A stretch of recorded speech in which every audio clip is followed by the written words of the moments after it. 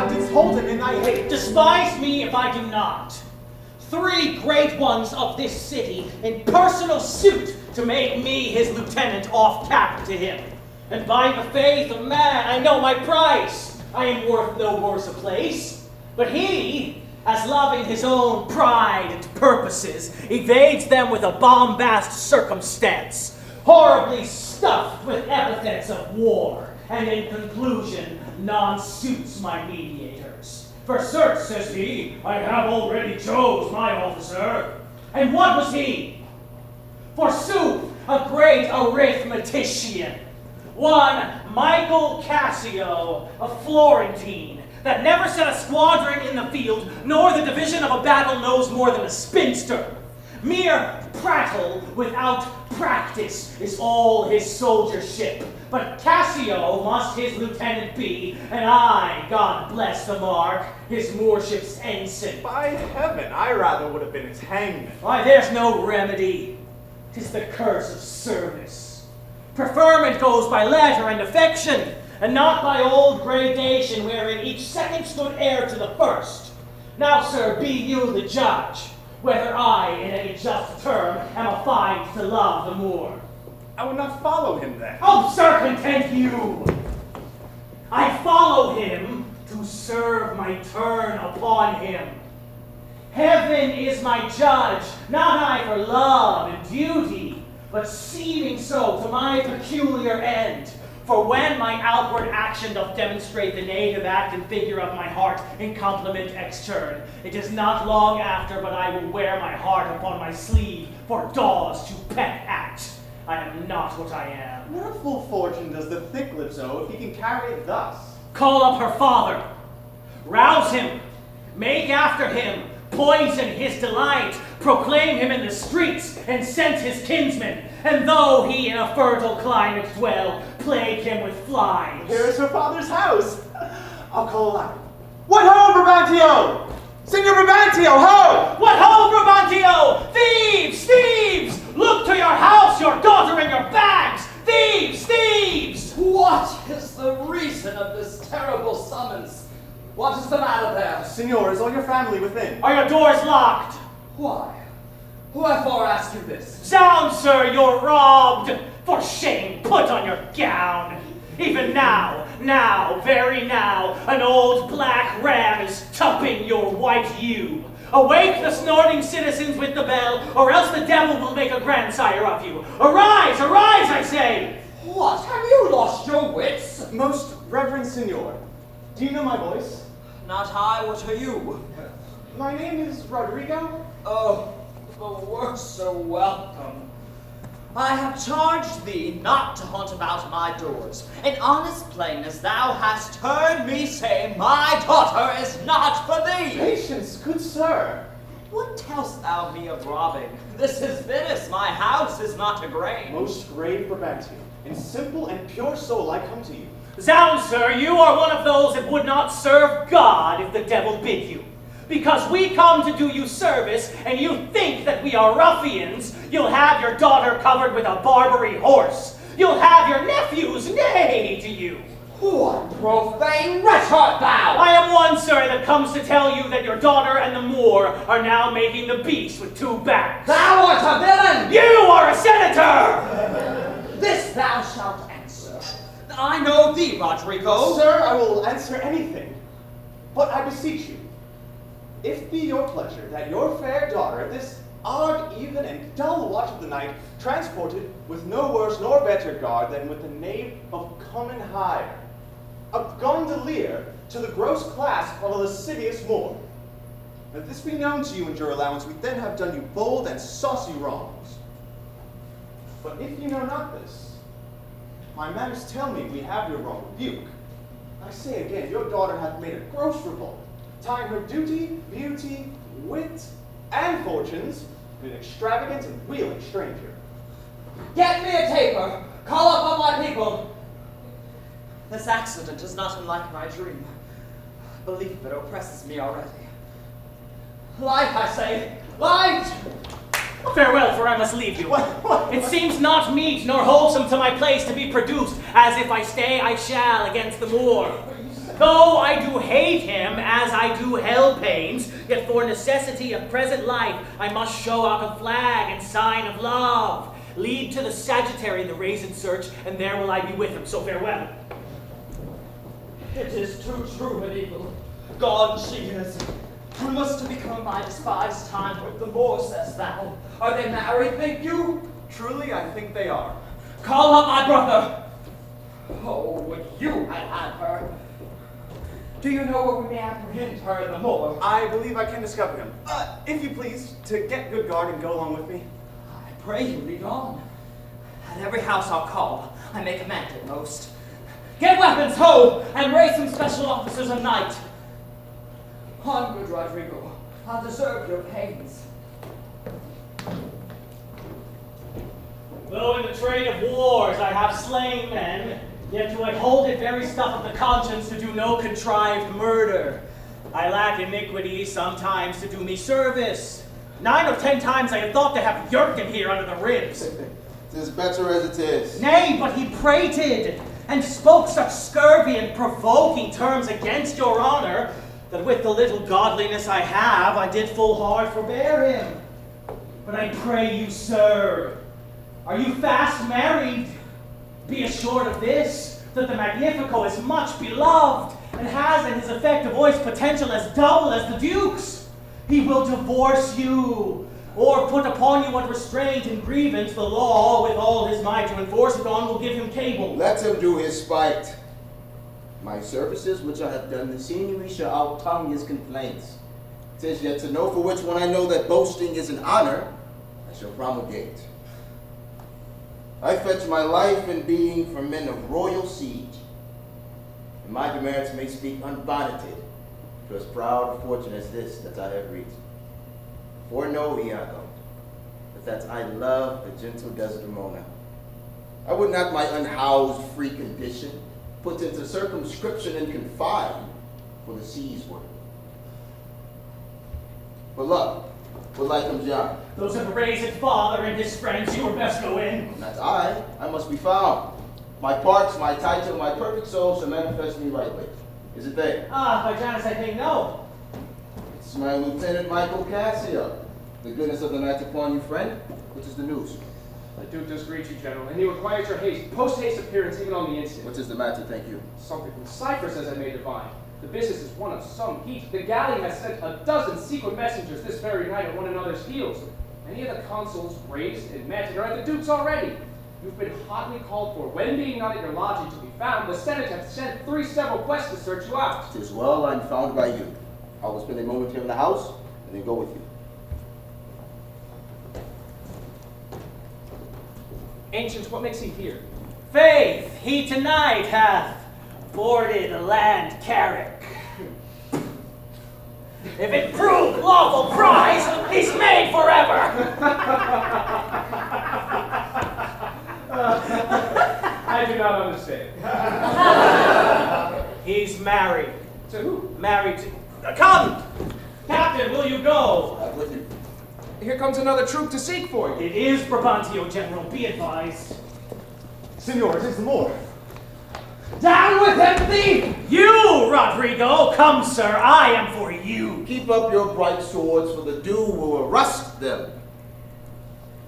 Good senor, you show more command with years than with your weapons. Oh, thou foul thief! Where hast thou stowed my daughter?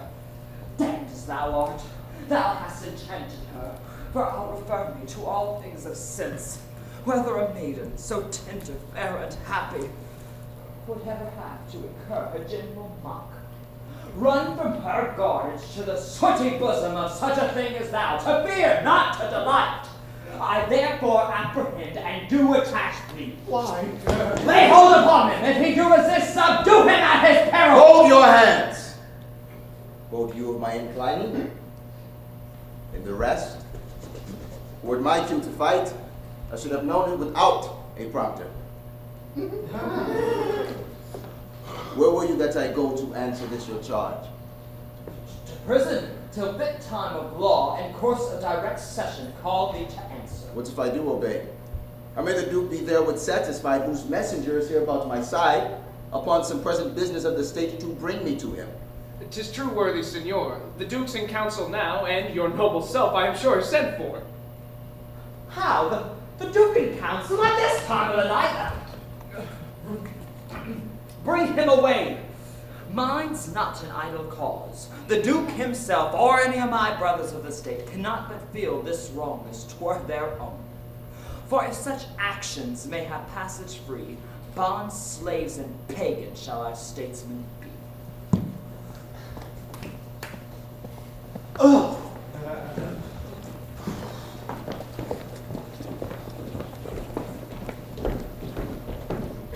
There is no composition in these news that gives them credit. Indeed, they are disproportionate. My letters say 107 galleys. And mine 140. Mine 200. But though they jump not on a just account, yet do they all confirm a Turkish fleet, and bearing up to Cyprus. Nay, it is possible enough to judgment when we consider the importance of Cyprus to the Turks. Here's more news. My lord, a message from the galleys. The Ottomites, reverend and gracious, steering with due course towards the Isle of Rhodes, have there joined them with an active fleet. How many, as you guess? 30 sail, and now they do steam their backward course, bearing with frank appearance their purposes towards Cyprus. Senor Montano, your trusty and most valiant servitor, with his free duty recommends you thus, and prays you to believe him. 'Tis certain then for Cyprus. Marcus Lucius, is not he in town? He's now in Florence. Write from us to him. Post haste dispatch. Here comes Brabantio and the valiant more. Valiant Othello, we must straight implore you against the general Ottoman. I did not see you. Welcome, gentle signor. We like your counsel and your help tonight. So did I yours. Oh, good your grace pardon me. My particular grief is of so floodgate and overbearing nature, that it engluts and swallows all other sorrows, and it is still itself. Why, what's the matter? Oh, my daughter, my daughter! Dead? Ah, to me. She is abused, stolen from me, corrupted by spells and medicines bought in mountebanks. For nature so preposterously to err, being not deficient, blind, or lame of sense, sans witchcraft could not. Whoe'er he be that to this foul proceeding hath thus beguiled your daughter of herself and you of her, the bloody book of law you yourself shall read in the bitter letter after your own sins. Yea, though our proper son stood in your action. Humbly I thank your grace. Here's the man. This more!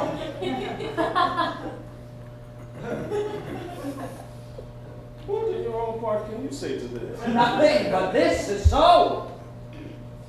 Most potent, grave, and reverend signors, my very noble and approved good masters, that I have taken away this old man's daughter. It is most true. True that I have married her. The very head and my front offending at this extent no more. Rude am I in my speech, for little blessed am I with that soft phrase of peace.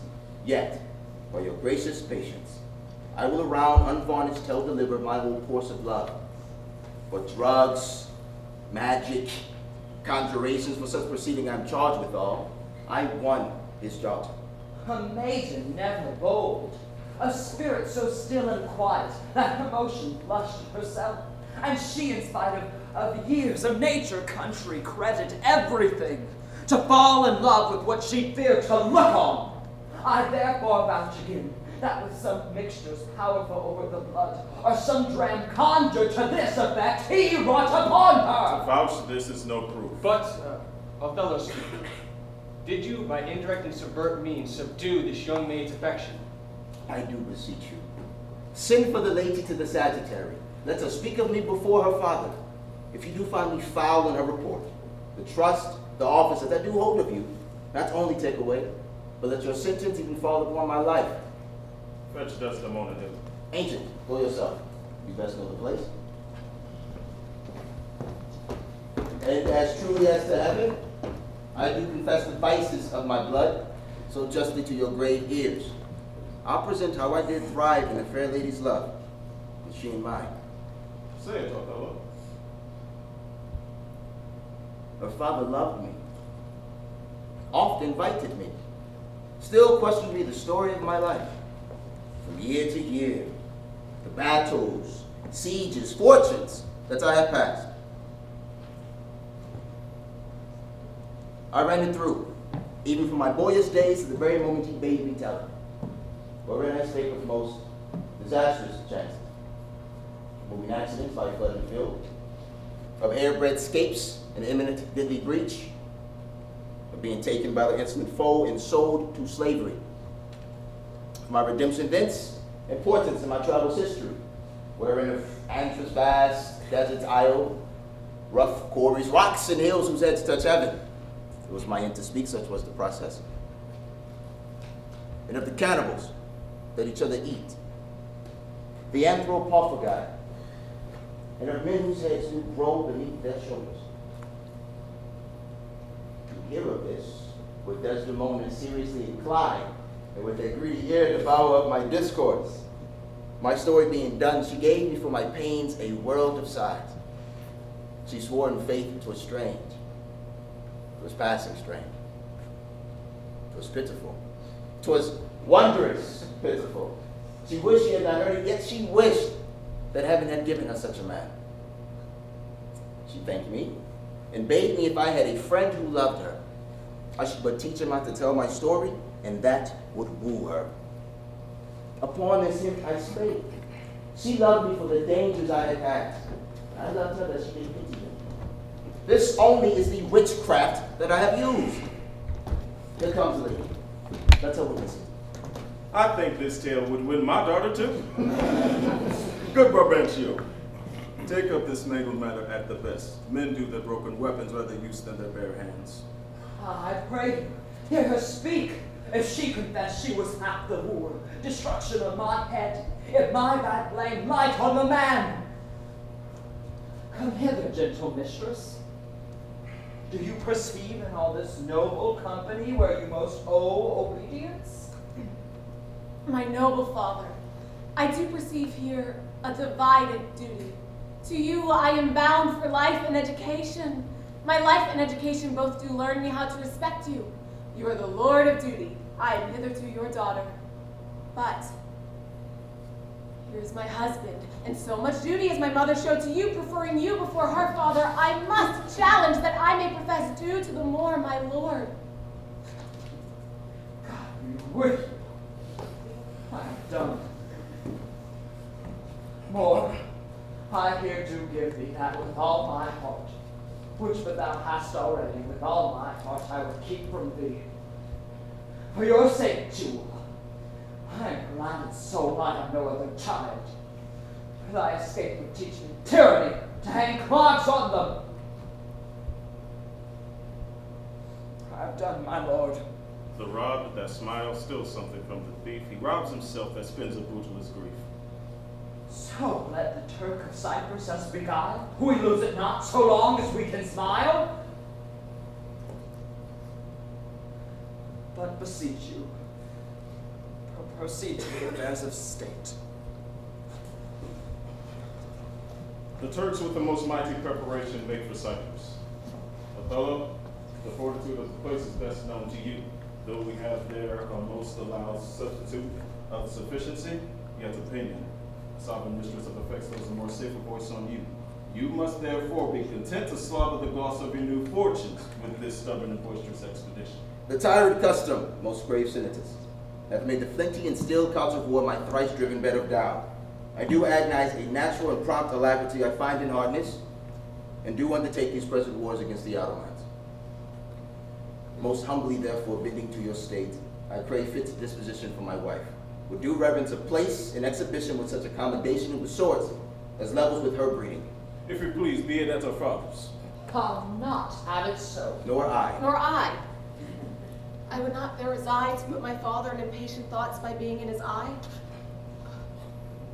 Most gracious Duke, What would you, Desdemona? that I did love the morn to live with him. My downright violence and storm of fortunes may trumpet to the world.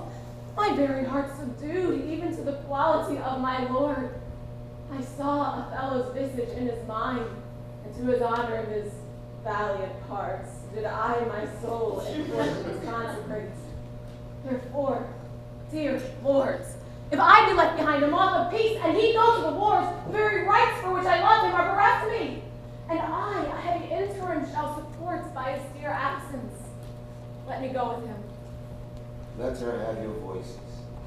Vouch with me, heaven. I therefore beg it not to please the palate of my appetite, nor to comply with heat, but to be free and bounteous to her mind.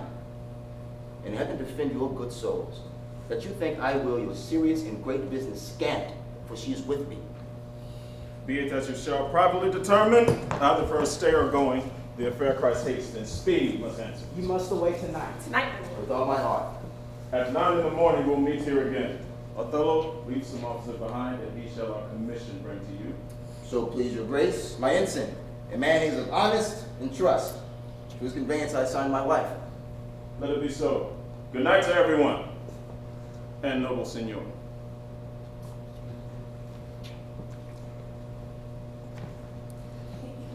If virtue no delighted beauty lack, your son-in-law is far more fair than black.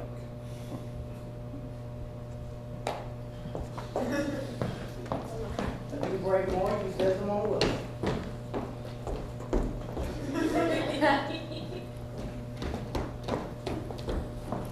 Look to her more, if thou hast eyes to see. She has deceived her father and made thee.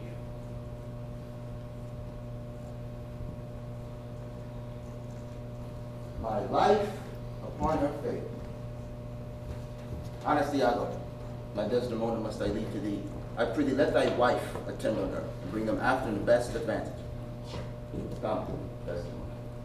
I have but an hour of love, worldly masses, and direction to spend with thee. You must obey the time.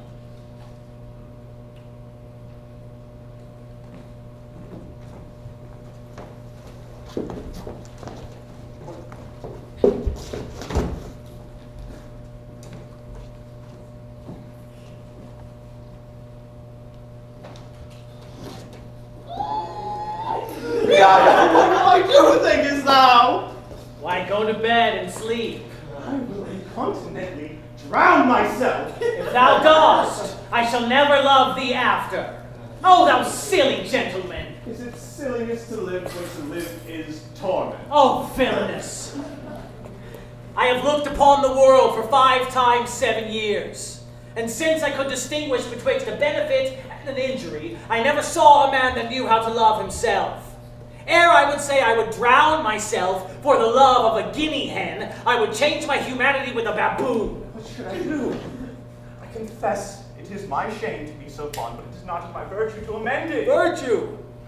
A fig! 'Tis in ourselves that we are thus or thus. If the balance of our lives had not one scale of reason to poise another of sensuality, all the blood and baseness of our natures would conduct us to most preposterous conclusions. But we have reason to cool our raging motions, our carnal stings, our unbitted lusts, whereof I take this that you call love to be a sect or scion. It cannot be! It is merely a lust of the blood and a permission of the will. Come, be a man. Drown thyself. Drown cats and blind puppies. I have professed myself thy friend, and I can never better stead thee than now.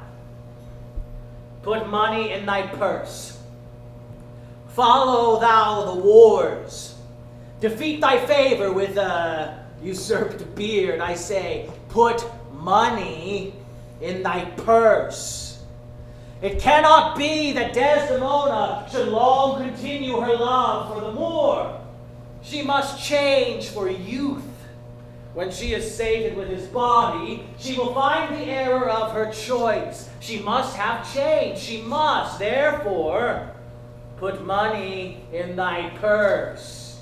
If thou must needs damn thyself, do it a more delicate way than drowning. Make all the money thou canst.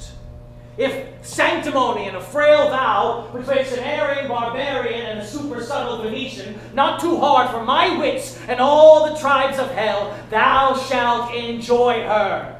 Therefore, make money. Pox of drowning thyself. Wilt thou be fast to my hopes if I depend on the issue? Thou art sure of me. Go, make money. I have told thee before, and I tell thee again and again, I hate the Moor. Let us be conjunctive in our revenge against him. If thou canst cuckold him, thou dost thyself a pleasure, me a sport. There are many events in the womb of time which will be delivered. Traverse. Go. Provide thy money. Do you hear, Rodrigo? What say you? No more of drowning, do you hear? I am changed. I'll go sell all my land.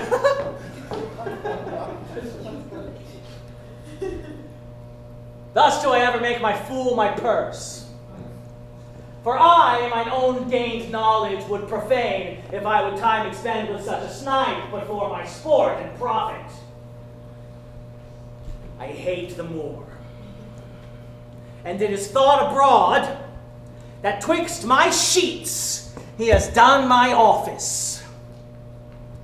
I know not if it be true, but I, for mere suspicion in that kind, will do as if for surety. Behold me well. The better shall my purpose work on him. Cassio's a proper man. Let's see. To get his place and to plume up my will in double knavery. But how? How? Let's see. After some time, to abuse Othello's ear that he is too familiar with his wife. He hath a person and a smooth disposed to be suspected, framed to make women false. The Moor is of a free and open nature that thinks men honest that but seem to be so, and will as tenderly be led by the nose as asses are. I have it. It is engendered. Hell and night must bring this monstrous birth to the world's light.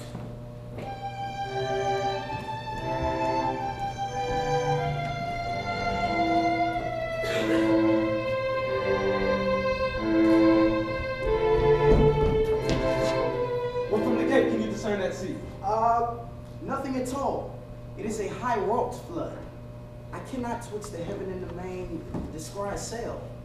If that the Turkish fleet be not unsheltered and embayed, they are drowned. It is impossible to bear it out. The ship has come on shore. Baronessa, when Michael Cassio has landed, whilst the lieutenant warlike Lord Othello is out at sea. He's in full commission here for Cyprus. I am glad on it. 'Tis a worthy governor, for I've served him, and the man commands like a full soldier. Well met at Cyprus, Lieutenant. Thanks to you, the valiant of this warlike isle that so improve the more. Oh, let the heavens give them defense against the elements, for I've lost as him on a dangerous sea. Is he well shipped? His bark is stoutly timbered, and his pilot a very expert and approved allowance. What noise? They do discharge their shot of courtesy, our friends at least. I pray you, sir, go forth and give us truth who 'tis that is arrived. I shall. This desperate tempest hath so banged the Turks that their designment halts. But good lieutenant, is your general wild? Oh, most fortunately, he hath achieved a maid that paragons description and wild fame.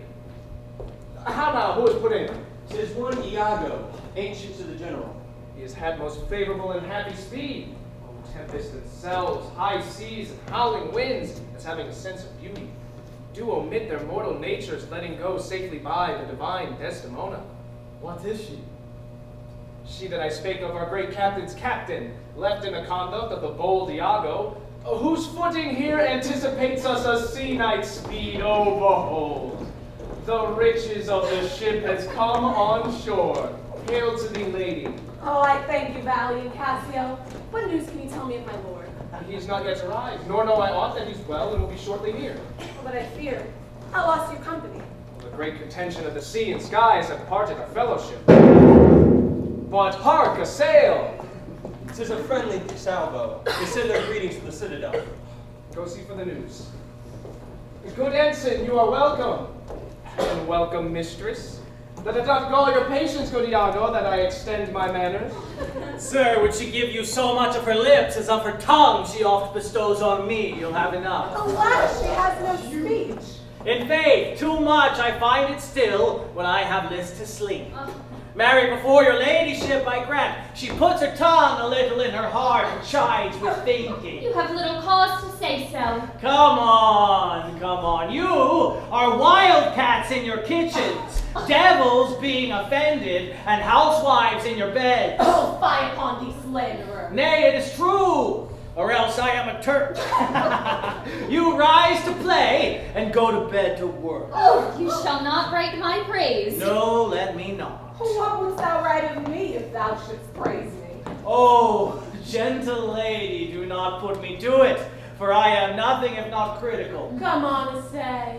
Oh, there's one gone down to the harbor? Aye, madam. I am not married, but I do beguile the thing that I am by seeming otherwise. What wouldst thou write of me? My muse labors, and thus she is delivered. If she be fair and wise, fairness and wit, the one's for use, the other useth it. Well praised. How if she be black and witty? If she be black, and thereto have a wit, she'll find a white that shall her blackness fit. Oh, worse and worse. How with fair and foolish? She never yet was foolish that was fair, for even her folly helped her to an heir. No, these are old fond paradoxes to make fools laugh in the alehouse. What miserable praise hast thou for her who's foul and foolish? There's none so foul and foolish thereunto, but does foul pranks as fair and wise ones do. Oh, heavy ignorance, thou praisest worst best. Do not learn from him, Amelia, though he do be thy husband. What say you, Cassio? Is he not a most profane and liberal counselor? He speaks of home, madam. I find you may relish him more in the soldier than in the scholar. He takes her by the palm. Aye, well said, whisper. With as little web as this will I ensnare as great a fly as Cassio. I smile upon her, do. If such tricks as these do strip you of your lieutenantry, it would have been better you had not kissed your 3 fingers so oft, would they were clyster pipes for your sake.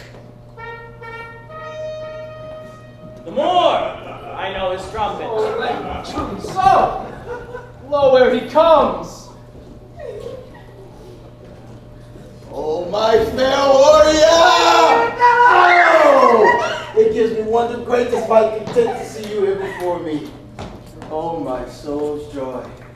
If after every tempest comes such calm, may the wind blow till they make it death, and let the laboring bark climb hills of seas and lift his eye, and duck again as low as hell's from heaven. If it were now to die, but now to be most happy. For I fear my soul hath a content so absolute, that not another comfort like to this exceeds an unknown fate. Oh, the heavens forbid, but that our loves and comfort should increase even as our days do grow. Amen to that, sweet power. I cannot speak enough of discontent. It stops me here. It is too much joy. And this. And this. The greatest discords be that ever our hearts shall make. Oh, you are well tuned now. But I'll set down the pegs that make this music, as honest as I am. News, friends! Our wars are done! The Turks are drowned! How does my old acquaintance of this isle? Oh, my sweet, you shall be well desired here in Cyprus. I have found great love amongst them here. Sweet I, proud so as to fashion and built to my own comforts. I pray thee, good Iago, go down to the bay and disembark my coffers. Bring thou the master to the citadel. He is a good one, and his worthiness does challenge much respect. Come, Desdemona. Once again, well met at Cyprus. Huzzah!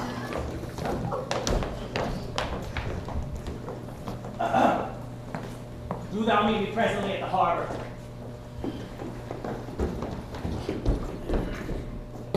Come hither. Our lieutenant tonight watches on the court of guard. First, I must tell you this. Desdemona is directly in love with him. With him? Why, 'tis not possible. Her eye must be fed. And what delight shall she have to look upon the devil? Besides, the knave is handsome, young, and hath those requisites in him which folly and green minds look after. A pestilent, complete knave, and the lady has found him already. I cannot believe that in her. She's full of most blessed condition. Blessed fig's end! The wine she drinks is made of grapes. Had she been blessed, she never would have loved the more. Blessed pudding. Dost thou not see her paddle with the palm of his hand? Dost not mark that? Yes, that I did, but that was with courtesy. Lechery by this hand. An index, an obscure prologue to the history of lust and foul thoughts. They met so near with their lips that their breaths embraced together. Villainous thoughts, Rodrigo! But sir, be ruled by me. Watch you tonight for the command. I'll lay it on you. Cassio knows you not. I'll not be far from you. Do you find some occasion to anger Cassio, either by speaking too loud or tainting his discipline, or from whatever course you please, which the time shall more favorably minister? Well, Sir, he is rash, and very sudden in choler, and haply may strike at you. Provoke him that he may, for even out of that will I cause the displanting of Cassio. So shall you have a shorter journey to your desires, the impediment most profitably removed. I will do this, if I can bring it to any opportunity. I warrant thee. Meet me by and by at the citadel. I must fetch his necessities ashore. So farewell. Adieu.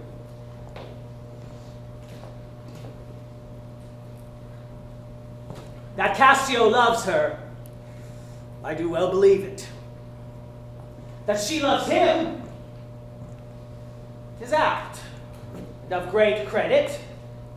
The more, howbeit that I endure him not, is of a constant, loving, noble nature, and I dare think will prove to Desdemona a most dear husband.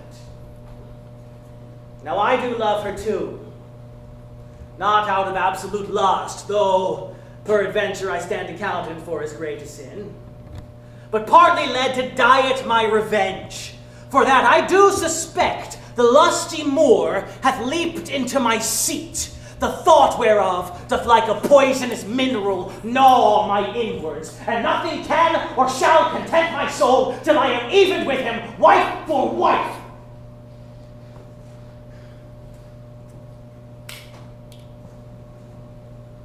Or failing so, yet that at least I put him in a jealousy so strong which judgment cannot cure. Which thing to do? Now, if this poor trash of Venice, whom I trash for his quick hunting, stands the putting on, I'll have our Michael Cassio on the hip. Abuse him to the Moor in the rank guard, for I fear Cassio with my nightcap too. Make the Moor thank me, love me, and reward me for making him egregiously an ass, and practicing upon his peace and quiet, even to madness. 'Tis here, but yet confused. Knavery's plain face is never seen till used.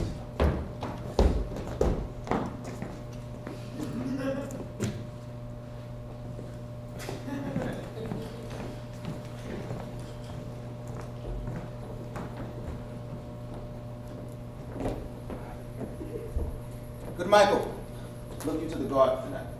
Let's teach ourselves that honor will stop, not to outsport discretion. Iago hath direction what to do, but notwithstanding with my personal eye will I look to it. Iago is most honest. Michael, good night. Tomorrow with the earliest, we have to speak with you. Come, my dear love. The purchase made, the fruits are to ensue. That profit yet to come between me and you. Welcome, Iago. We must to the watch. Ah, not this hour, Lieutenant. It is not yet 10 o'clock. Our general cast us thus early but for the love of his Desdemona. He hath not yet made wanton the night with her, and she is sport for Jove. Well, she is an exquisite lady. And I'll warrant her, fun of game. Indeed, she's a most fresh and delicate creature. What an eye she has. Methinks it sounds a parley of provocation. An inviting eye, and yet methinks quite modest. And when she speaks, is it not an alarum to love? She is perfection. Well, happiness to their sheets. Come, Lieutenant, I have a stoup of wine, and here without are a brace of Cyprus gallants that would fain have a measure to the health of black Othello. No, not tonight, good Iago. I have very poor and unhappy brains for drinking. I could well wish courtesy would invent some other custom of entertainment. They are our friends, but 1 cup I'll drink for you. I have had but 1 cup already, and was craftfully qualified to. And behold, what innovation it makes here. I am unfortunate with this infirmity that I dare not task my weakness with any more. What, man? 'Tis a night of revels. The gallants desire it. Where are they? Here at the door. I pray you call them in. I'll do it, but it dislikes me. If I can fasten but 1 cup upon him, with that which he tonight hath drunk already, he'll be as full of quarrel and offense as my young mistress' dog. Now, my sick fool, Rodrigo, whom love hath turned almost the wrong side out, hath tonight to Desdemona caroused potations pottle deep, and he's to watch. 3 lads of Cyprus, noble, swelling spirits that hold their honors in a wary distance. The very elements of this warlike isle have I tonight flustered with flowing cups, and they watch too. Now, amongst this flock of drunkards, am I to put our Cassio in some action which may offend the isle? But here they come. If consequence to but approve my dream, my bold sails free the stream. For God, have you me aroused already? Good faith, the little one, not past the point that I am a soldier. Some wine, ho! Oh! And let me the cannon clink, clink, clink, and let me the cannon clink. A soldier's a man, a life's but a span. Why then let a soldier drink some wine, boys? For God, what an excellent song! I learned it in England, where indeed they are most potent in pottage. Your Dane, your German, and your swag-bellied Hollander drink, nothing to your English. Is your Englishman so expert in his drinking? Why, sir, he drinks you with facility. Your Dane, dead drunk. He sweats not to overthrow your alderman. He gives your Hollander a vomit ere the next bottle can be filled. To the health of our general! I am for it, Lieutenant, and I'll do you justice. Oh, sweet England! King Stephen was an unworthy peer. His breeches cost him but a crown. He held his sixpence all too dear. With that he called the tailor loud. He was a wight of high renown, and now art but a low degree. 'Tis pride that pulls our country down, so take thine old cloak about thee. Some wine, boy! For God, what a more excellent song than the last! Will you hear it again? No,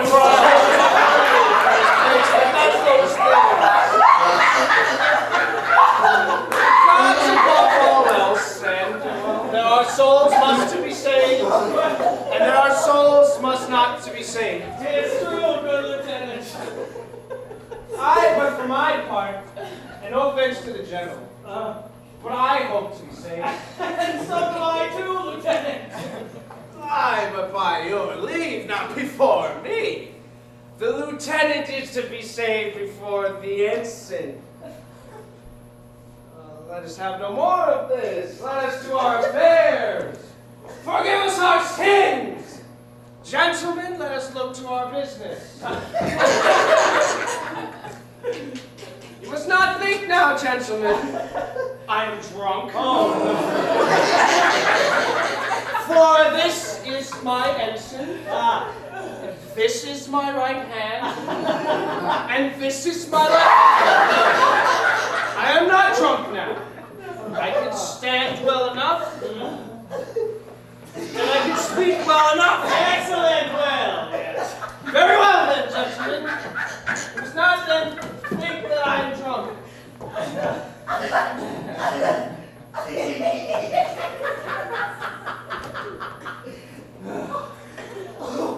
To the platform, masters, come, let's set the watch.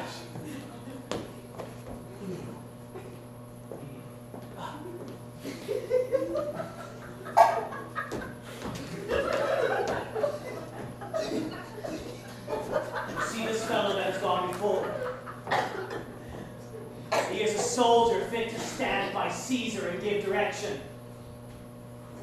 You but see his vice. I fear the trust Othello puts him in on some odd time of his infirmity will shake this island. What is he often thus? 'Tis evermore the prologue to his sleep. Well, the general will put in mind of it. Perhaps he sees it not, or his good nature prizes his virtue and looks not on his equals. How now, Rodrigo? I pray you after the lieutenant. Go! It is great pity that the noble motion has at such a place as his own second, with one of an ingraft infirmity. It were an honest action to say so to the more. Not I for this fair island. For I love Cassio well, and would do much to cure him of this evil. Help! Help! What noise? You rogue! You rascal! What's the matter, Lieutenant? A knave takes me by duty? I'd rather beat that knave to a wicker body! There's a great rogue! Good Lieutenant, I pray you, so hold your head! Let go of me or I'll knock you over the matter! Come, you're drunk! Drunk? Away, I say, go out and try to mutiny! Help! Montano, hold! Oh, here's a goodly watch indeed! Hold! Hold, for shame, you will be Shakespeare! What is the matter here?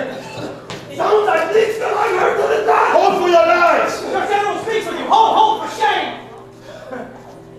From whence ariseth this? Are we turned Turks, and to ourselves do that which heaven hath forbid the Ottomans? For Christian shame put by this barbarous brawl. He that stirs next to car for his own rage holds his soul light. He dies upon his motion. Silence the dreadful bell. Christ the hour from propriety. What is the matter, masters? Honest Iago, who looks dead with grieving, speak. Who began this? On thy love I charge thee. If partially find a league in office, thou dost offer more or less than truth. Thou art no soldier. Touch me not so near. For I had rather have this tongue cut from my mouth than it should do offense to my uncle Cassio. Yet I persuade myself to speak the truth. Shall nothing wrong him. Thus it is, General. Montano and myself being in speech, there comes a fellow crying out for help, and Cassio following him with determined sword to execute upon him. Sir, this gentleman steps into Cassio and entreats his pause. Myself, the crying fellow, did pursue. When I came back, for this was brief, I found them close together at blow and thrust, even as again they were when you yourself did part them. More of this matter cannot I report. But men are men. The best sometimes forget. Though Cassio did some little wrong to him, yet surely Cassio, I believe, received from him that fled some strange indignity which patience could not pass. I know, Iago. Like honesty and love got mixed this match and making it like Cassio. Cassio, I love thee, but never more be officer of mine. What's the matter? All's well, sweetie. Come away to bed. Sir, for your hurts, myself will be your surgeon. Lead him out.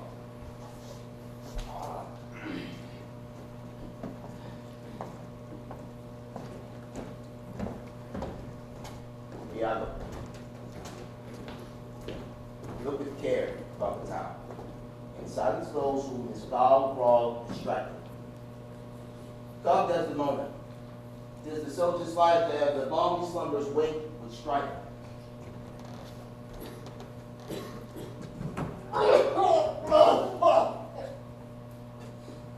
What, are you hurt, Lieutenant? I'm past all surgery. Mary, heaven forbid. Reputation, reputation, reputation! I've lost my reputation. Lost the immortal part of myself, and what remains is bestial. Reputation, Iago, my reputation. As I am an honest man, I had thought you had received some bodily wound. There is more sense in that than in reputation. Reputation is an idle and most false imposition, oft got without merit and lost without deserving. You have lost no reputation unless you repute yourself such a loser. Come. There are ways to win the general again. You are but now cast in his mood, a punishment more in policy than in malice. Sue to him again and he's yours. I'd rather sue to be despised than to deceive such a good commander with so slight, so drunken, so indiscreet an officer. Drunk and speak parrot, and to squabble, swagger, and swear, and discourse fustian with one's own shadow. O thou invisible spirit of wine, if thou hast no name to be known by, let us call thee devil! Who was he that you followed with your sword? What had he done to you? I know not. It's impossible. I remember a mass of things, but nothing distinctly. A quarrel, but nothing wherefore. That men should put such an enemy into their mouths and steal away their brains. That we should enjoy pleasance, revel, and applause, transform ourselves into beasts. Come, come. Good wine is a good familiar creature if it be well used. Exclaim no more against it. Lieutenant, I think you think I love you. Well, approved it, sir. I drunk. You or any man living may be drunk at a time, man. I'll tell you what you shall do. Our general's wife is now the general. I may say so in this respect, for that he hath devoted and given up his life to the denotement, mark, and contemplation of her parts and graces. Confess yourself freely to her. Importune her help, that you might have your place again. She is of so free, so kind, so apt, so blessed a disposition. She holds a device in her goodness not to do more than is requested. This broken joint between you and her husband, entreat her to splinter, and my fortunes, against any lay worth naming, this crack of your love shall grow stronger than it was before. You advise me well. I protest in the sincerity of love and honest kindness. And think it freely, and betimes in the morning I will beseech the virtuous Desdemona to undertake for me. I'm desperate of my fortunes if they check me here. You are in the right. I must to the watch. Good night, Lieutenant. Good night, honest Iago.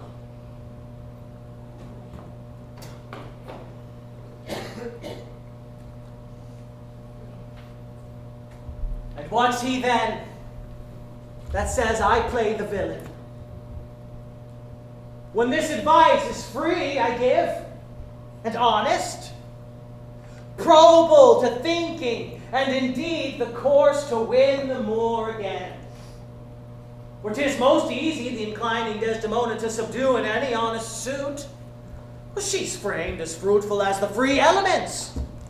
And then for her to win the Moor, well, were it to renounce his baptism, all seals and symbols of redeemed sin, his soul is so enfettered to her love that she may make, unmake, do what she list, even as her appetite shall play the god with his weak function. How am I then a villain? To counsel Cassio to this parallel course directly to his good. Divinity of hell. When devils will the blackest sins put on, they do suggest at first with heavenly shows, as I do now. For whiles this poor fool plies Desdemona to repair his fortune, and she for him pleads strongly to the Moor, I'll pour this pestilence into his ear, that she repeals him for her body's lust. And by how much she strives to do him good, she shall undo her credit with the Moor. And out of her own virtue shall I make the net that shall enmesh them all. How now, here we go.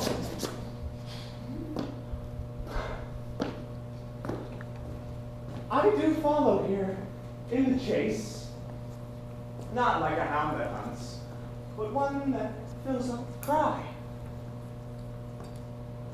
My money is almost spent. I have been tonight exceedingly well cuddled, and I think the issue will be I shall have so much experience for my pains.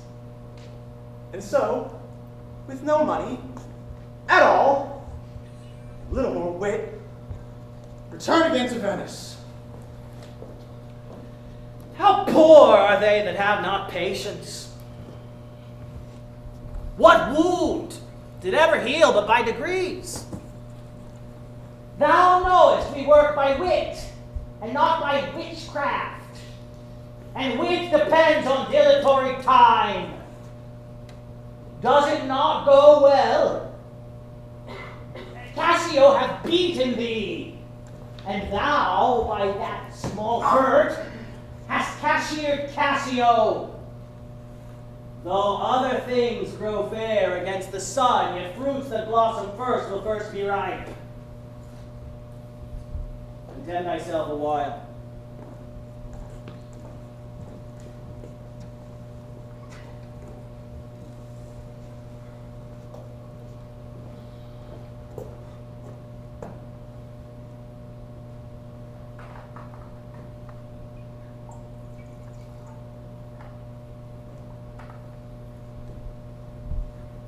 By the mass, 'tis morning.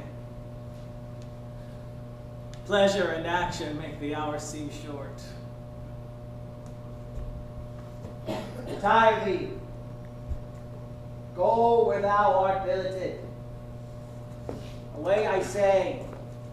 Thou shalt no more hereafter. Take it, be gone. Two things are to be done. My wife must move for Cassio to her mistress. I'll set her on. Myself, the while, to draw the Moor apart and bring him jump when he does Cassio find soliciting his wife. Aye, that's the way. Dull not device with coldness and delay.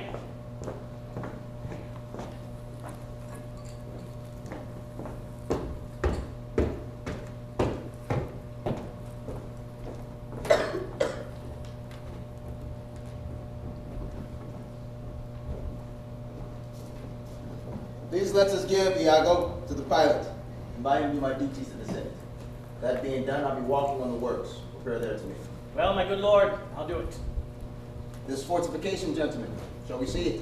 We shall wait upon your lordship. Be thou assured assured, good Cassio. I will do all my abilities on thy behalf. Good madam, do. I'm going to grieve my husband as if the case were his. Oh, that's an honest fellow.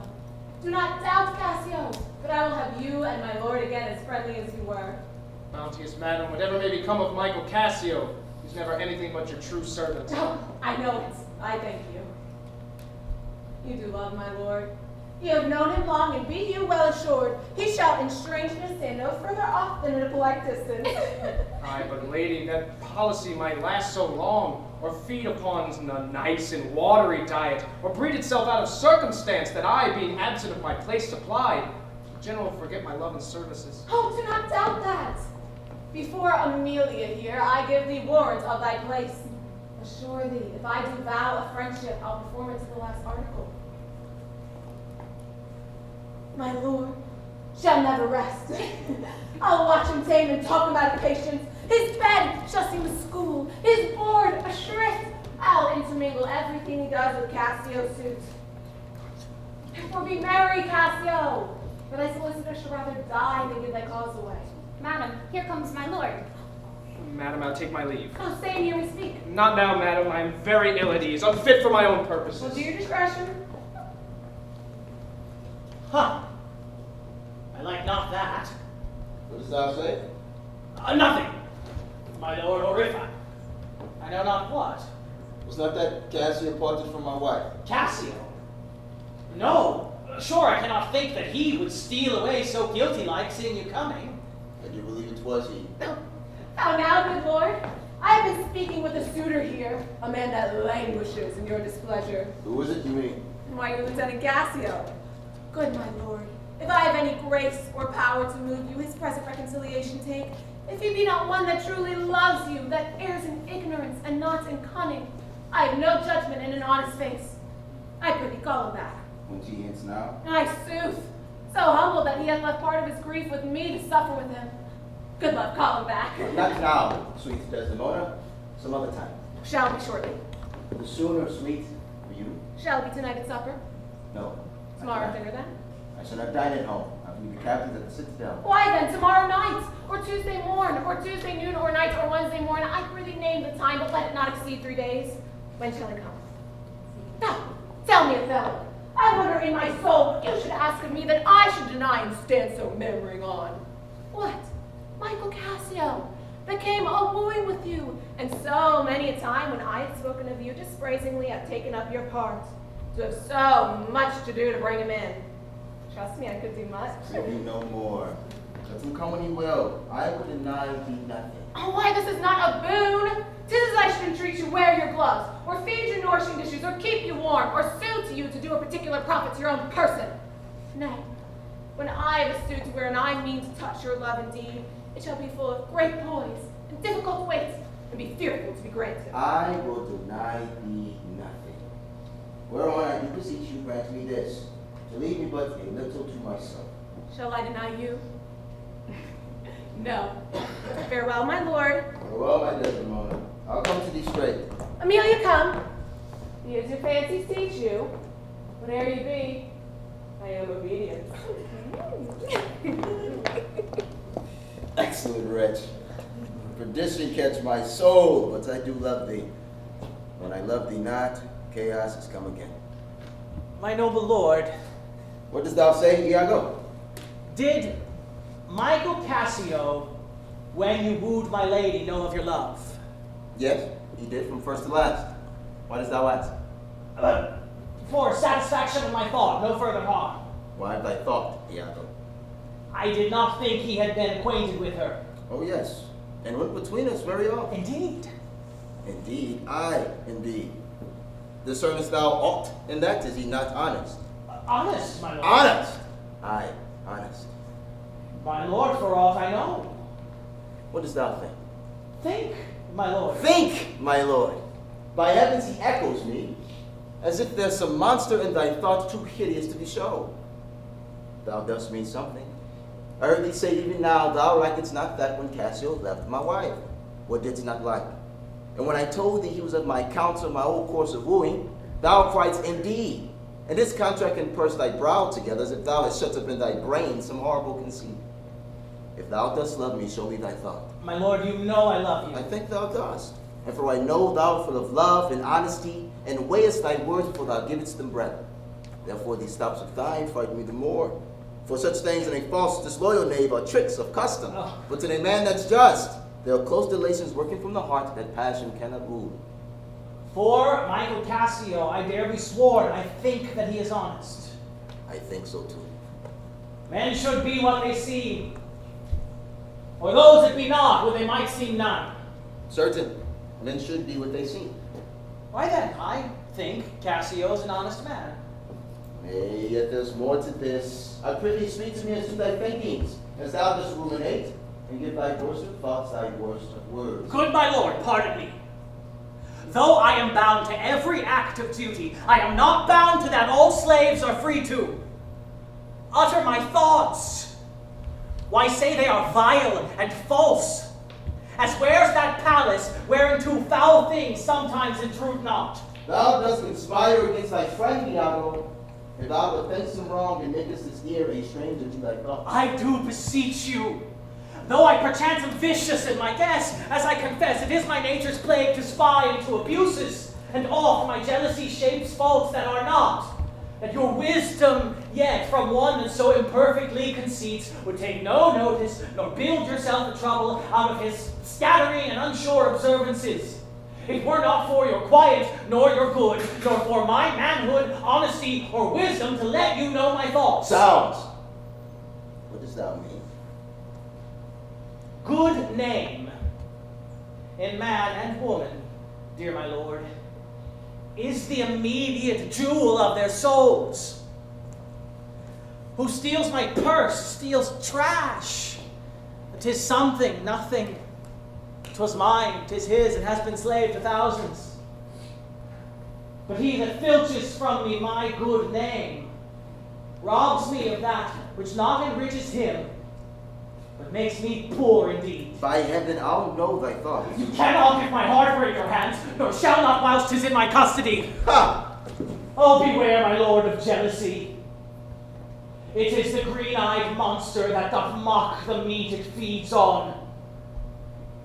That cuckold lives in bliss, who certain of his fate loves not his wronger.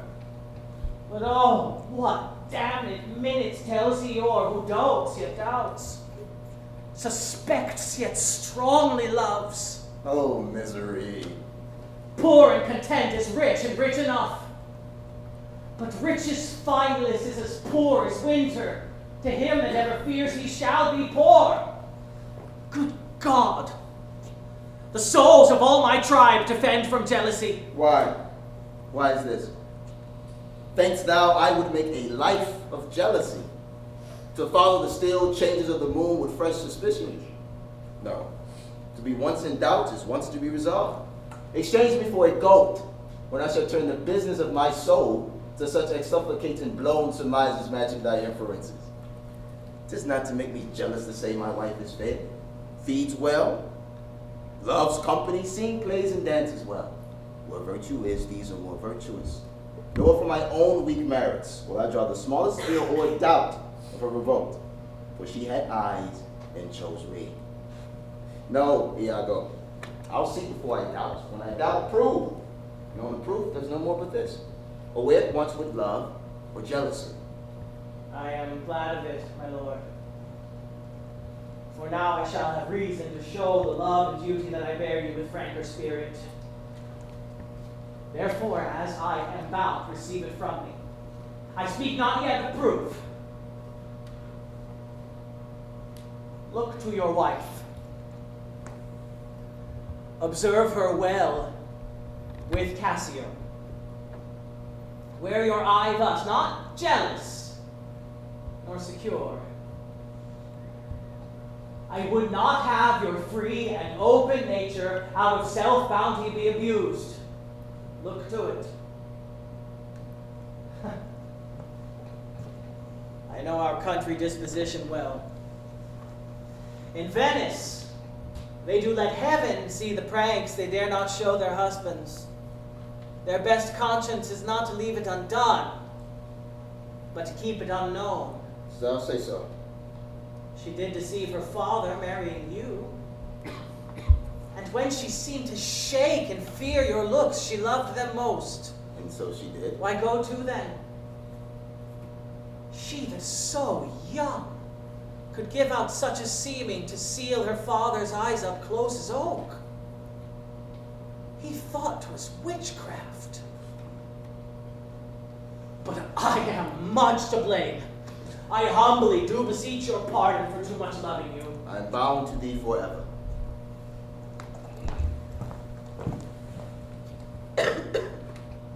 I see this hath a little dashed your spirits. Not a jot, not a jot. In faith, I fear it has. I hope you will consider what is spoke comes from my love. But I do see you're moved. I am to pray you not to strain my speech to grosser issue, nor to larger reach into suspicion. I will not. Should you do so, my lord, my speech should fall into such vile success as my thoughts aim not at. The Cassio's my worthy friend. My lord, I see you're moved. No, not much moved. I do not think but Desdemona's honest. Long live she so, and long live you to think so. And yet how nature erred from itself. That's the point. As to be bold with you, not to affect many proposed matches of her own clime, complexion, and degree, whereto we see in all things nature tends. One may smell in such a will most rank, foul disproportion, thoughts unnatural. But pardon me, I do not in position distinctly speak of her, though I may fear her will, recoiling to her better judgment, may fall to match you with her country forms and happily repent. Farewell, farewell. If thou dost perceive more, let me know more. Set on thy wife to observe. My lord, Leave me, Iago. I take my leave. Why did I marry? This honest creature doubtless sees and knows more, much more than he unfolds. My lord, I would I might entreat your honor to scan this thing no further. Leave it to time. Though it be fit that Cassio have his place, for sure he fills it up with great ability, yet if it please you, hold him off a while. You shall by that perceive him and his means. Note if your lady strain his entertainment with any strong or vehement importunity, much will be seen in that. In the meantime, let me be thought too busy in my fears, as worthy cause I have to fear I am, and hold her free. I do beseech your honor. Fear not my government. I once more take my leave.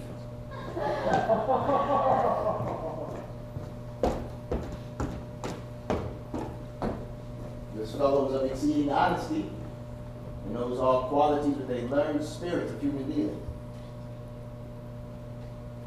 If I do prove her haggard, though her jesses were my dear heartstrings, I'd whistle off and let her down the wind to pray at fortune. Haply, for I am black, and have not those soft parts of conversation that chamberers have. Before I am declined into the vale of years, yet that's not much. She's gone. I am abused, and my relief must be to loathe her. Oh, curse of marriage, that we think we could call these delicate creatures ours, and not their appetite. I had rather be a toad and live upon the vapors of a dungeon than keep a corner of the thing I love for others' uses. Yet, 'tis the plague of great ones, prerogative of they less than the base. 'Tis destiny unshunnable like death. Even then, this fourth plague is fated to us when we do quicken. Desdemona comes. If she be false, oh, then heaven mocks itself. I'll not believe it. Oh, now, my dear Othello.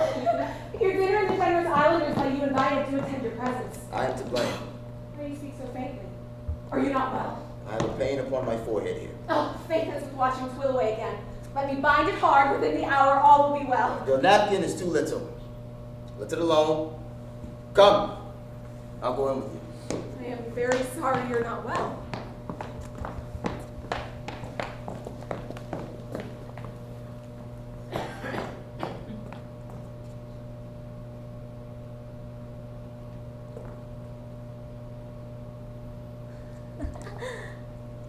glad I have found this napkin. This was her first remembrance from the moor. My wayward husband hath 100 times wooed me to steal it. But she so loves the token, for he conjured her she should ever keep it, that she reserves it evermore about her to kiss and talk to. Oh, I'll have the work taken out and give to Iago. What he will do with it, heaven knows, not I. I'm nothing but to please his fantasy. How now? What do you here alone? Do not you chide. I have a thing for you. Ah, a thing for me? It is a common thing Oh, to have a foolish wife. oh, is that all?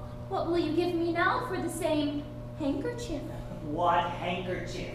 What handkerchief? Why, that the Moor first gave to Desdemona, that which so often you did bid me steal. I've stolen it from her. Oh, no, Faith. She let it drop by negligence, and to the advantage I being here did pick it up. Look, here it is. A good wench, give it me. What will you do with it that you've been so earnest to have me filch it? Why, what's that to you? Well, if it not be of some purpose of import, give to me again. A poor lady shall run mad when she shall lack it. Be not unknown on it. I have use for it. Go, leave me.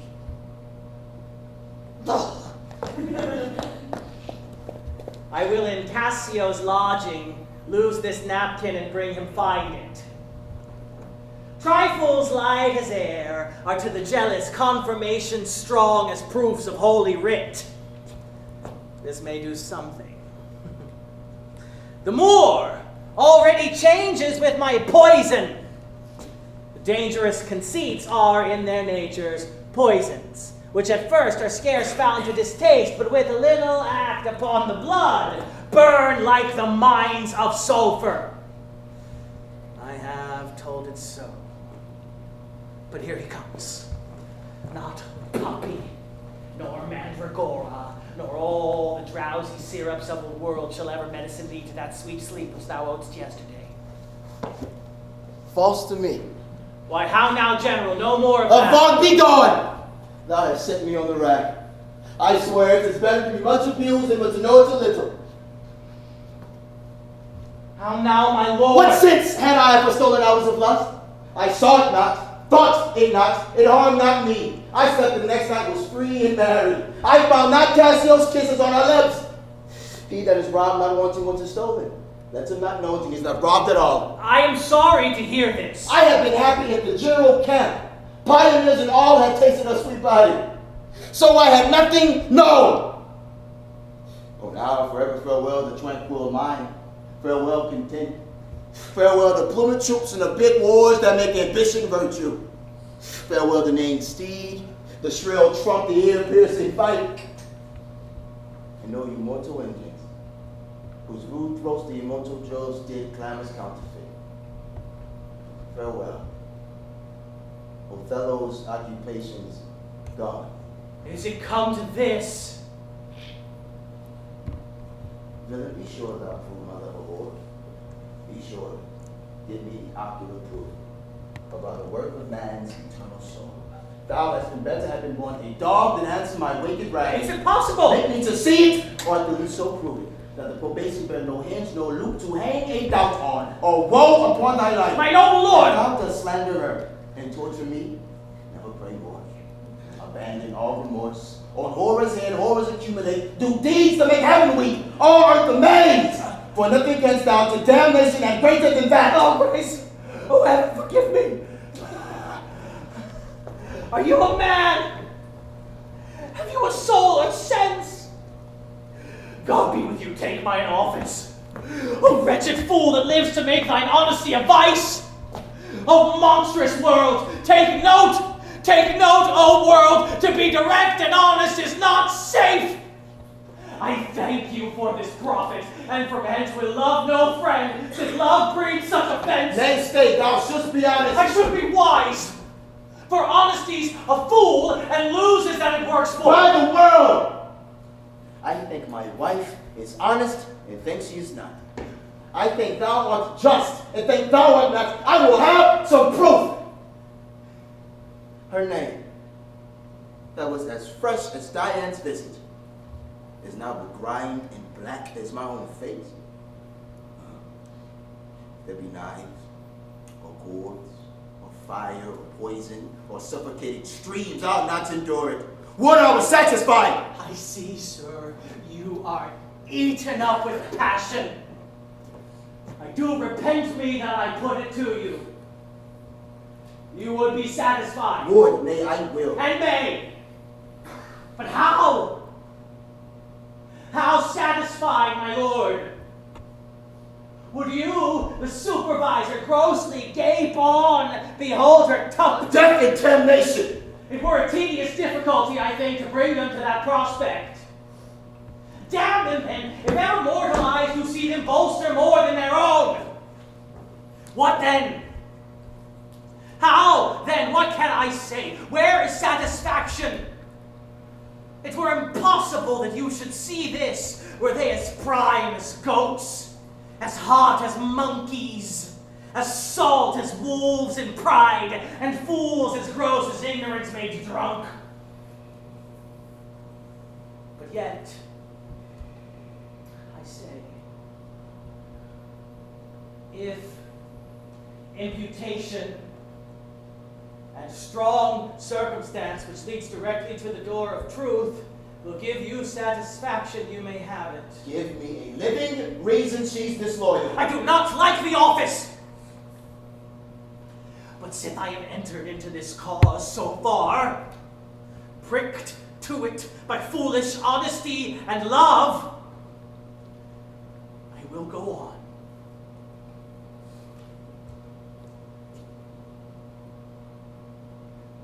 I lay with Cassio lately, and being troubled with a raging tooth, I could not sleep.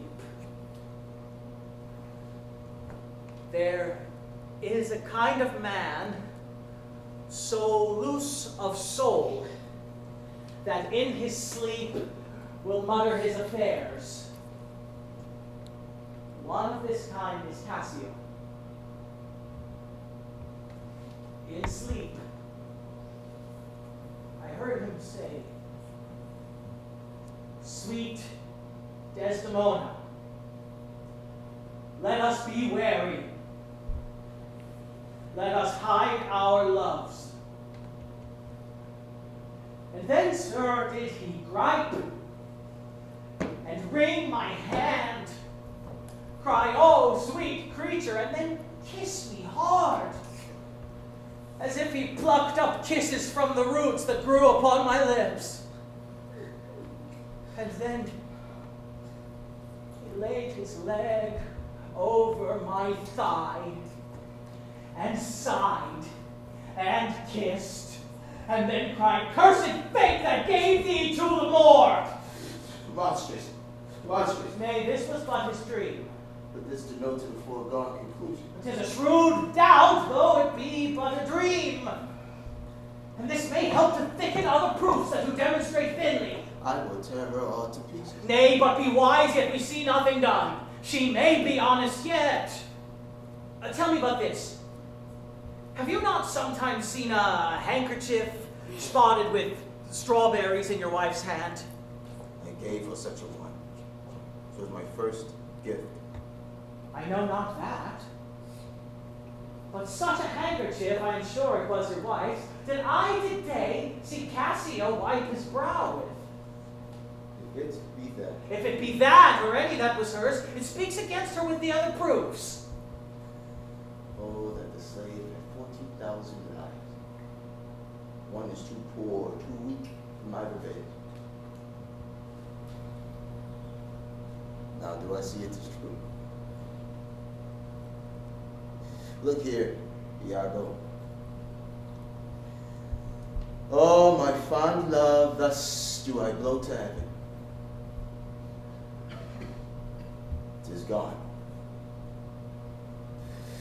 Arise, black vengeance, from thy hollow cell. Yield up, O love, thy crown and haunted throne to tyrannous hate. Swell bosom of thy fraught voices of Afric's tongue. Nay, be content. Oh, blood, blood, blood. Patience, I say. Your mind perhaps may change. Never, Iago. Like to the Pontic sea, whose icy current and compulsive force ne'er feels retiring ebb, but keeps due on to the Popantic and Hellespont. Even so, my bloody thoughts with violent pains should ne'er look back, ne'er err to humble love, to that they capable and wide revenge swallow them up.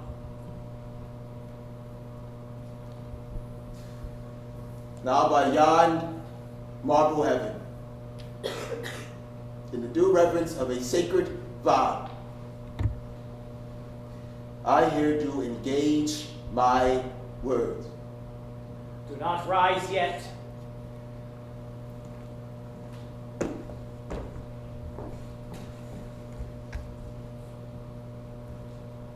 Witness, you ever-burning lights above, those elements that clip us round about. Witness that here Iago doth give up the execution of his wit, hands, heart, to wronged Othello's service. Let him command, and to obey shall be in me remorse, what bloody business ever. I greet thy love, not with vain thanks, but with acceptance bounteous, but upon the instant put thee to it. Within these 3 days, let me hear thee say that Cassio's not alive. My friend is dead. 'Tis done at your request. But let her live. Damn her. Lou Mace! Damn her. Come, go with me apart.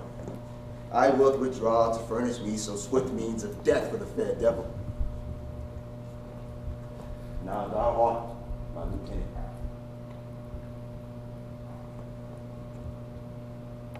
I am your own forever.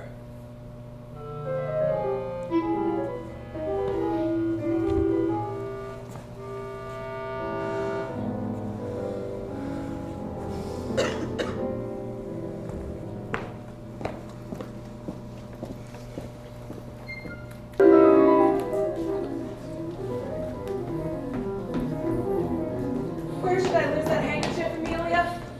I know not, madam. Oh, believe me, I'd rather lost my purse full of crusados.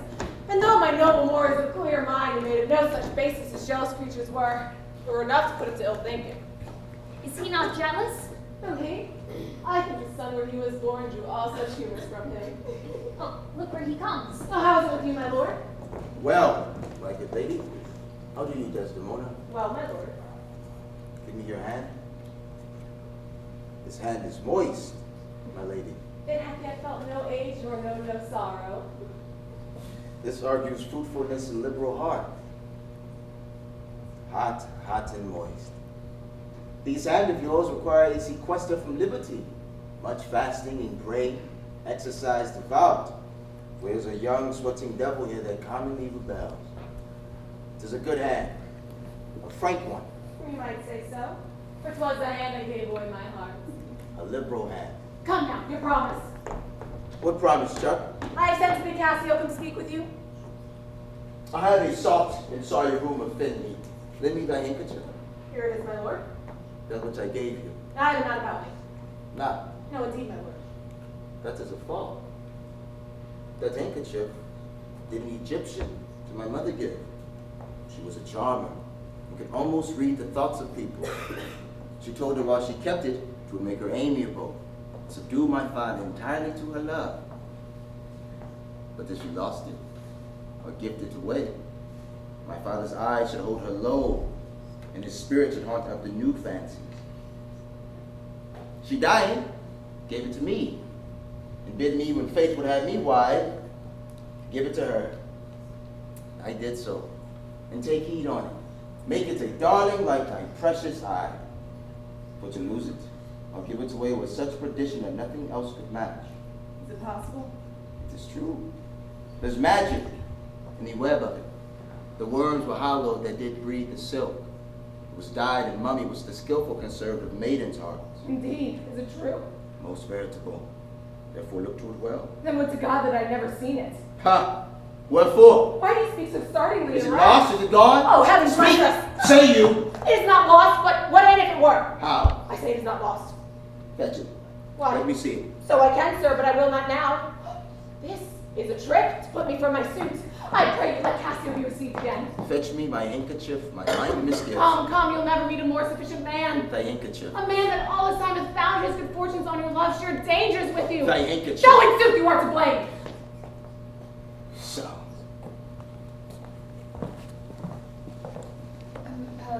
Is not this man jealous? I never saw this before. Sure, there's some wonder in this handkerchief. I am most unhappy at the loss of it. There is no other way. 'Tis she must do it. Go and importune her. How now, good Cassio, what's the news with you? Madam, my former suit, I do beseech you, that by your virtuous means I may once again exist and be a member of his love, whom I, with all the office of my heart, do entirely honor. Alas, thrice gentle Cassio, my advocation is not now in tune. My lord is not my lord, nor should I know him, were he in favor as in humor altered. Is my lord angry? He went hence, but now, certainly in strange unquietness. Can he be angry? I have seen the cannon when it hath blown his ranks into the air, and like the devil from his very arm puffed his own brother. And can he be angry? Something of moment then. I will go meet with him. There's matter in it indeed, if he be angry. I prithee do so. Something, sure, of state, either from Venice or some unhatched practice made demonstrable here in Cyprus to him, hath muddled his clear spirits. And in such cases, men's natures wrangle with inferior things when great ones are their objects. 'Tis even so. For let our finger ache, and it endues our other healthful members even to that very sense of pain. We must think men are not gods, nor look to them for such observances as fit the bridal. You assure me much, Amelia. I was, unhandsome warrior as I am, arraigning his unkindness in my soul. And now I find I have suborned the witness, and he's indicted falsely. Pray heaven it be state matters as you think, and no conception nor no jealous toy concerning you. Alas, the day I never gave him cause. Oh, but jealous souls will not be answered so. They're not ever jealous for the cause, but jealous for they are jealous. 'Tis a monster begot upon itself, born on itself. Heaven keep that monster from fellow's mind. Lady, amen. I will go seek him. Cassio, walk hereabout. If I do find him fit, I'll move your suit and seek to effect it to my uttermost. I humbly thank thy ladyship. Save you, friend Cassio. What makes you from home? How is it now, most fair Bianca? In faith, sweet love, I was coming to your house. And I was going to your lodging. What? Keep away a week, 7 days and nights, 8 hours, and lovers' absent hours more tedious than the dial 80 times. A weary reckoning. Pardon me, Bianca. I've had this while with leaden thoughts been pressed, but that I in a more continuate time will strike off this score of absence. Take me this work out. Oh, Cassio, whence came this? I know not, sweet. I found it in my chambers. I like the work well, ere it be demanded, and enough as it is, I'll have it copied. Take it and do it, and leave me for this time? Leave you? Wherefore? For I do attend here on the general, and I think it no addition, nor my want for him to see me womaned. Why, I pray you? Well, not that I love you not. But that you do not love me. Pray you, bring me on the way a little, and say if I shall see you soon at night. 'Tis but a little way I can bring you, for I attend here, but I will see you soon. 'Tis very good. I must be circumstanced.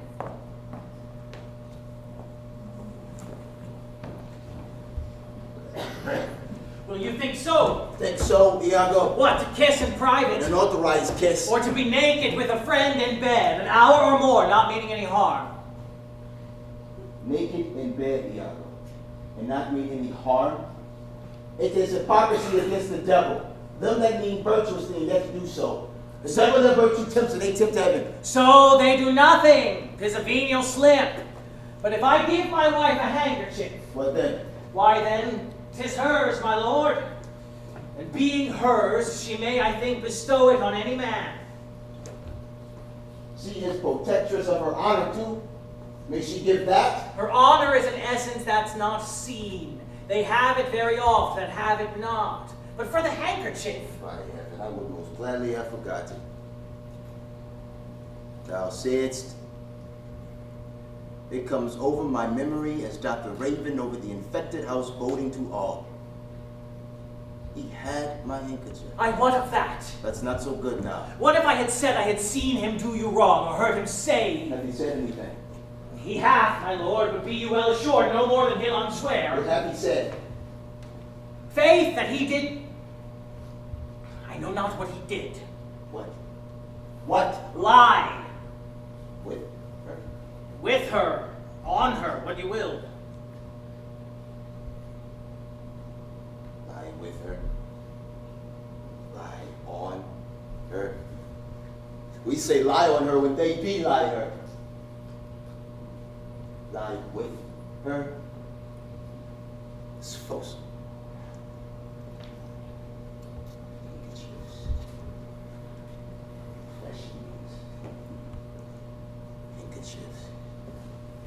For him to confess and be hanged for his labor. First to be hanged and then to confess. Nature will not invest herself in a shadowy passion without some instruction. It is not words that shake me thus going.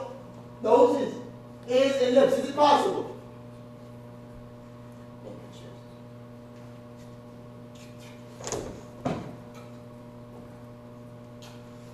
Work on, my medicine. Work. How now, my lord? My lord, I say, Othello!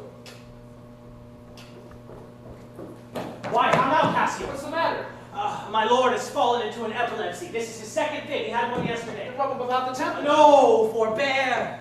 The lethargy must have his quiet course, or else he foams at mouth and by breaks out into savage madness. Look, he stirs. Do you withdraw yourself a little while? He will recover straight. When he is gone, I would on great occasion speak with you. Why, how is it, General? Have you not hurt your head? Dost thou mock me? I mock you, no, by heaven. Would you would bear your fortune like a man. A horned man's a monster and a beast. There's many a beast then in a populous city, and many a civil monster. He confessed. Good sir, be a man. There's millions now that nightly lie in those improper beds which they dare swear peculiar. Your case is better. Oh, 'tis the spite of hell, the fiend's arch mock, to lift a wanton in a secure couch and to suppose her chaste. No, let me know. And knowing what I am, I know what she shall be. Oh, thou art wise. 'Tis certain. Stand you a while apart. Confine yourself, but in a patient list. Whilst you were here, o'erwhelmed with your grief, a passion most unsuiting such a man, Cassio came hither. I shifted him away, and laid good skews upon your ecstasy. Bade him anon return, and here speak with me the which he promised. Do but encave yourself, and mark the fleers, the jibes, the notable scorns that dwell in every region of his face. For I will make him tell the tale anew. Where, how oft, how long ago, and when he hath it is again to cope your wife. I say, but mark his gesture.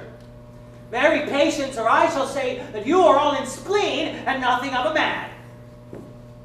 Dost thou hear, Iago? I will be found most cunning in my patience. But dost thou hear? Most bloody. That's not amiss. Yet keep time and all. Will you withdraw?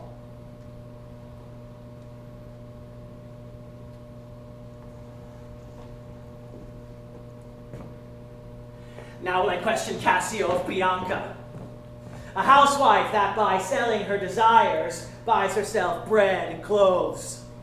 It is a creature that dotes on Cassio as 'tis the strumpet's plague, to beguile many, but be beguiled by one. He, when he hears of her, cannot refrain from the excess of laughter. So here he comes. As he shall smile, Othello shall go mad. What ho, Lieutenant? The worser you give me the addition whose once even kills me. My Desdemona well, and you are sure on it. Now, if this suit lay in Bianca's power, how quickly should you speak? Alas, poor caitiff. I never knew a woman love man so. Alas, poor rogue. In faith, I think she loves me. But do you hear, Cassio? She gives it out that you shall marry her. Do you intend it? I marry her? Oh, that is the monkey's own giving out. She is persuaded I marry her out of her own love and flattery, not out of any promise of mine. She was here just now. She haunts me in every place. I was the other day talking on the sea bank with certain Venetians, and thither comes the bauble, and by this hand she falls thus about my neck, so hangs and lolls and weeps upon me, so hails and pulls. Now he tells how she crept into my chamber. Oh, I see that nose of yours, but not that dog I shall throw it to. Well, I must leave her company. Before me, look where she comes. 'Tis such another fichu, marry a perfumed one. What do you mean by this haunting of me? What do you mean by that same handkerchief you gave me even now? I was a fine fool to take it. I must take out the work. A likely piece of work that you should find it in your chamber and not know who left it there. This is some minx token and I must take out the work. There, give it to your hobby horse. Wheresoever you had it, I'll take out no work on it. How now, sweet Bianca? How now, how now? And you'll come to supper tonight, you may, and you will not come when you are next prepared for.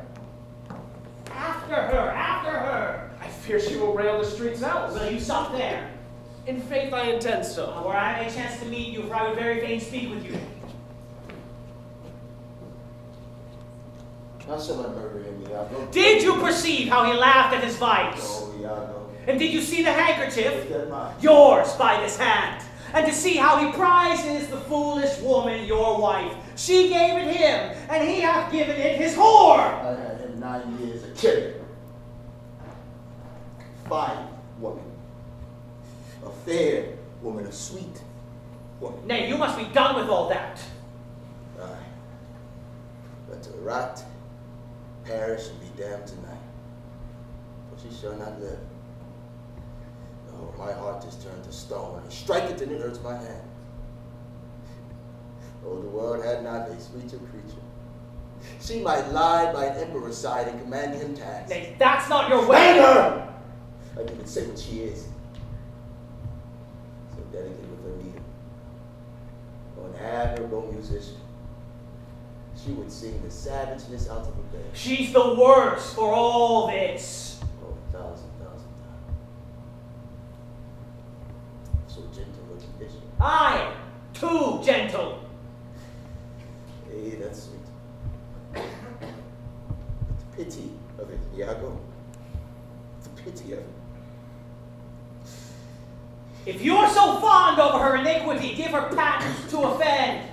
For if it touch not you, it comes near no man. I would chop her into messes. Cut on me! Oh, 'tis foul in her! With my officer! That's fouler! Give me some poison this night, Iago. I'll not expostulate with her, lest her body and beauty and provide my mind to know this night, Iago. Do it not with poison. Strangle her in bed. Even the bed she hath contaminated. Good. The justice of it pleases. Very good. For Cassio, let me be his undertaker.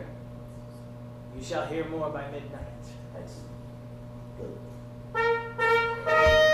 What trumpet is that saying? Something of Venice. 'Tis Ludovico come from the Duke. See, your wife is with him. Save you, worthy general. With all my heart, sir. The Duke and Senators of Venice greet you.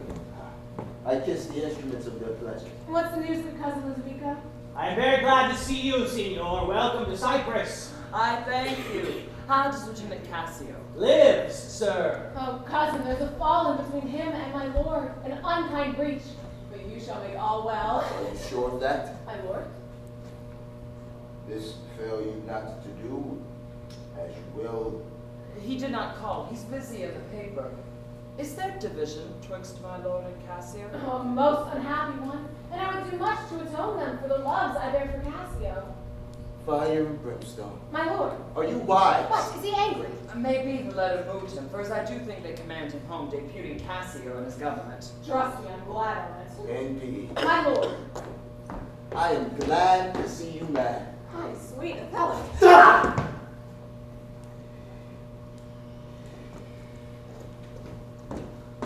My lord, this would not be believed in Venice. Though I should swear I saw it. I have not deserved this.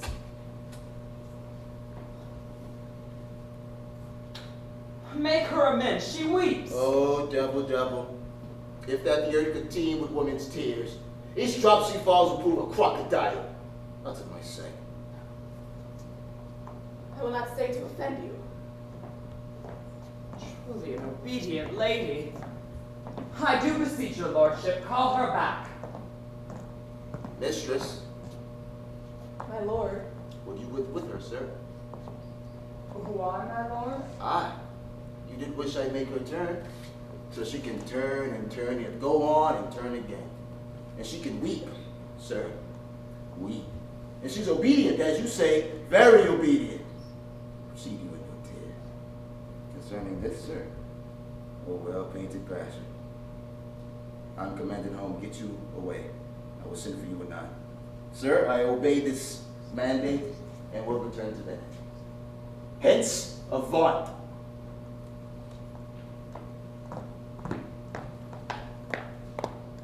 Cassio, so I have my place, sir, and I do entreat that we sup together, sir. Welcome to Cyprus. Goats and monkeys!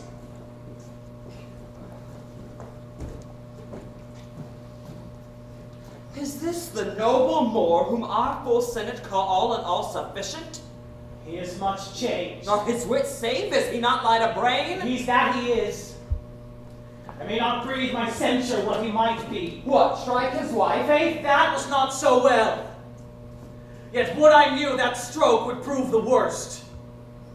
Is it his use, or did the letter work upon his blood, and you create this fault? Alas, alas, it is not honesty in me to speak what I have seen and known. You shall observe him, and his own courses will denote him so, that I may save my speech. I'm sorry I'm deceived in him.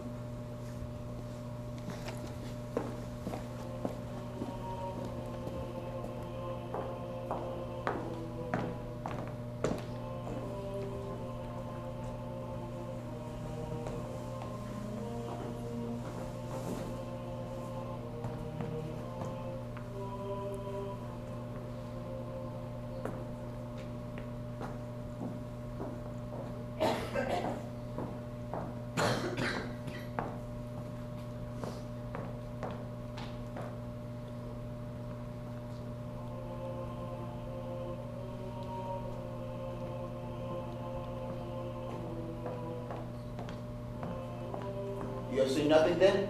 Nor ever heard, nor ever did suspect.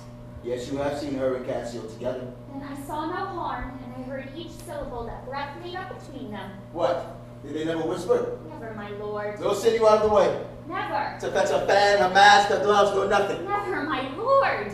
That's strange. I durst to wager, my lord, she is honest. Lay down my soul at stake.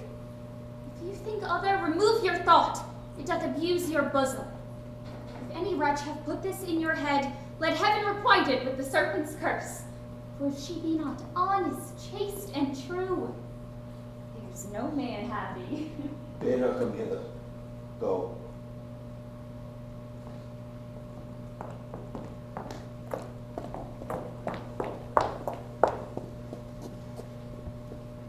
She says enough. Yes, he is just a simple bard that cannot say as much. Oh, this is a subtle whore. A closet lock and key of villainous secret. yet she'll kneel and pray. I have seen her do it. What is your will, my lord? Pray you shall come hither. What's your pleasure? Let me see your eyes. Look me in my face. What horrible fancy is this? Some of your function, mistress. Leave Procrit alone and shut the door. Cough or cry him if anybody come. Your mystery, nay, dispatch.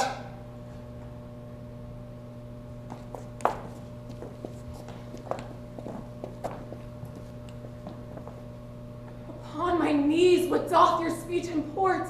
I understand a fury in your words, but not the words. Why? Which art thou? Your wife, my lord, your true and loyal wife. Come swear it. Damn thyself. Lest being like one of heaven, the devils themselves should fear to seize thee. Therefore be double damned. Swear thou art honest. Heaven doth truly know it. Heaven truly knows that thou art false as hell. To whom, my lord, with whom? How? Testify away! Oh, alas the day, why do you weep? Am I the motive for these tears, my lord? If haply you do suspect my father an instrument of this, you're calling back, lay not your blame on me. If you have lost him, why I have lost him too. Had it pleased heaven to try me with afflictions, had they rained all kinds of sores and shames upon my head, steeped me to poverty to the very lips, given captivity to me in my utmost hope, I should have found in some place of my soul a drop of patience. But there, where I have garnered up my heart, for else I live or bear no light, the fountain from which my current runs or else dries up, to be discarded then, or keep it as a cistern for foul toads to not to gender in. Oh, thou we, who art so lovely fair, and smellest so sweet that the senses aches at thee, but thou hadst never been born. Alas, what heavy ignorant sin have I committed? Was this fair paper, this most goodly book made to write all upon? What committed? Heaven stops its nose at it. The moon winks. The body wind that touches all it meets is hushed within the hollow mind of earth and will not hear it. What committed? Impudent strumpet! By heaven, you do me wrong. Are you not a strumpet? No, as I am Christian. If to preserve this vessel for my lord from any other foul, unlawful touch, be not a strumpet, I am none. What? Not a lord? No, as I shall be saved. Is it possible? Oh, heaven bless us. I cry you mercy then. I took you for the cunning hold of Venus, the man with the thumb.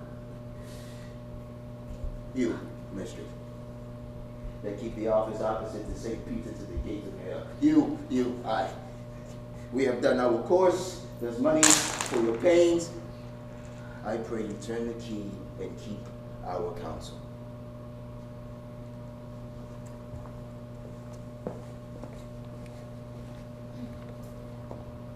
How do you, madam? How do you, my good lady? Faith, have a sleep. Madam, what is the matter with my lord? With who? Why, with my lord, madam. Who is thy lord? Why, he that is your sweet lady. I have none. Do not talk to me, Amelia. I cannot weep nor answer, have I none, but what should go by water?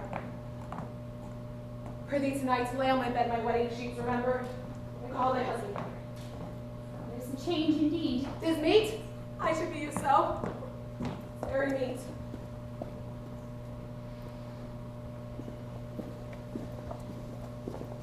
What is your pleasure, madam? How's it with you? I do not know. For those that teach young babes do it with easy means and gentle tasks. He might it should be so, for in good faith I am a child to chiding. What's the matter, lady? Alas, Iago, my lord hath so behorred her, thrown such despite and heavy terms upon her as true hearts cannot bear. By that name, Iago. What name, fair lady? That which she says my lord did say I was. He called her whore. A beggar in his drink could not have laid such terms upon his callet. Why did he so? I do not know, for I am sure I am none such. Oh, do not weep, alas the day. And she forsook so many noble matches, her father and her country and her friends, to be called whore? Would it not make one weep? It is my wretched fortune. Beshrew him for it. How comes this trick upon him? I would be hanged if some eternal villain some busy and insinuating rogue, some cozening slave to get some office, have not devised the slander. I'll be hanged else. Why, there is no such man, it is impossible. If any such there be, heaven pardon him. A halter pardon him, and hell not his bones. Why should he call her whore? Who keeps her company? What place, what time, what form, what likelihood? The more is abused by some most villainous knave, some base notorious knave, some scurvy fellow. Speak within door. Some such squire he was, and turned your with the seamy side, and made you to suspect me with the Moor. You are a fool. Go to. Oh. God, Iago. What shall I do to win my lord again? Good friend, go to him, for by this light of heaven I know not how I lost him. Here, I kneel, if e'er my will did trespass against his love, either by discourse of thoughts or of actual deed, or that mine eyes, mine ears, or any sense delighted them in any other form, or that I do not yet, or ever did, or ever will, though he do cast me off to beggarly divorcement. Love him dearly. Comfort forswear me. Unkindness may do much, and his unkindness may defeat my life, but never taint my love. I cannot say whore. It doesn't bore me now I even speak the word to do the act that might the addition earn. Not the world's massive vanity could make me. I pray you, be content. 'Tis but his humor. The business of the state does him offense, and he does chide with you. It's for no other. 'Tis but so I warrant.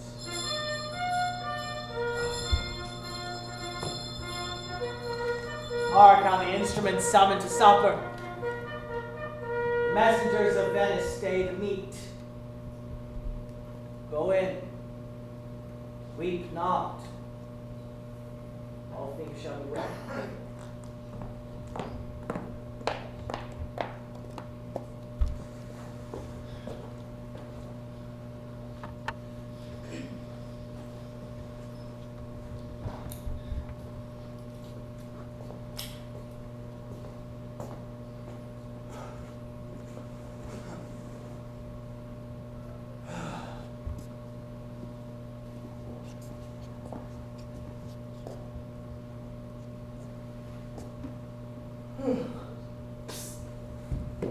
Come now, Rodrigo. I do not find that thou dealest justly with me. Oh, what in the contrary? Every day thou daffst me with some device, Iago, and rather, as it seems to me now, keepest from me all conveniency that supplies me with the least advantage of hope. Will you hear me, Rodrigo? Oh, faith! I have heard too much, for your words and performances are no kin together. You charge me most unjustly. With naught but truth! I have wasted myself out of my means. The jewels you have had for me to deliver to Desdemona would have corrupted a votaress. You have told me she hath received them and returned me expectations, but I find neither. Well, very well. Go to. Very well. Go to? I cannot go to, man! Nor 'tis not very well. Nay, I think it is scurvy. Very well. I tell you, 'tis not very well. I will make myself known to Desdemona. If she will return me my jewels, I will give over my suit and repent my unlawful solicitation. If not, show yourself. I will seek satisfaction of you. You have said now, I Rodrigo. have said nothing but what I protest intended of doing.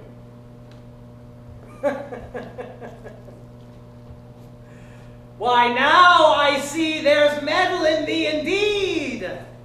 And even on this instant to build upon thee a better opinion than ever before. Come, give me your hand, Rodrigo. Thou hast taken against me a most just and fair exception, yet I protest I have dealt most directly in thy affair. It hath not appeared. I grant indeed it hath not appeared. My suspicion is not without wit and judgment. But, Rodrigo, if thou hast that in thee indeed, which I have better reason to believe now than ever, I mean purpose, courage, and valor, this night show it!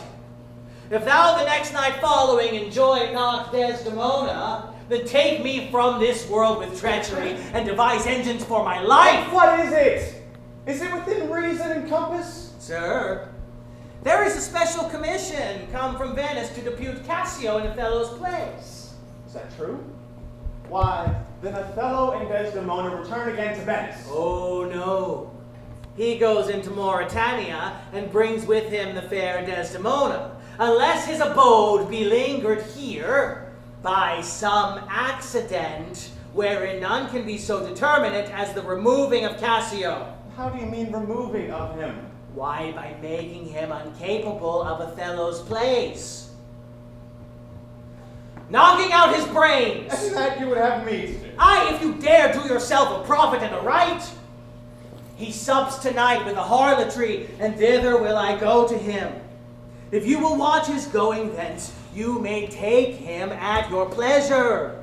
I will be nearby to second your attempt. We will bring him fall between us. Come, stand not amazed at it. It is now high supper time, and the night grows to waste about it. I will hear further reason for this. And you shall be satisfied.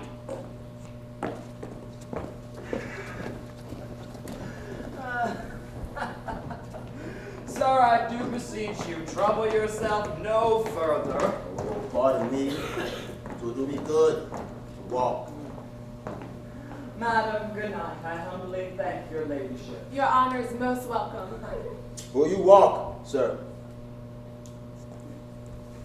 Oh, Desdemona, My lord. get you to bed on the instant. I'll be returned forthwith. Dismiss your attendant there. Look at you done. I will, my lord.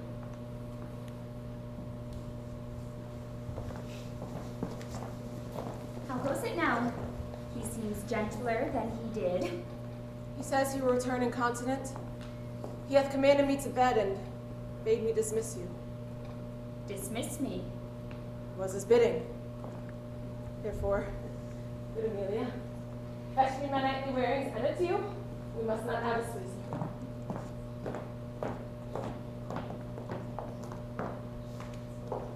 I would you had never seen him. So would not I, if my love doth so approve of him, that even his stubbornness, his checks, his frowns, pretty underneath, have grace and favor in them. I have laid those sheets and bade me on the bed. All's well. God, how foolish are our minds.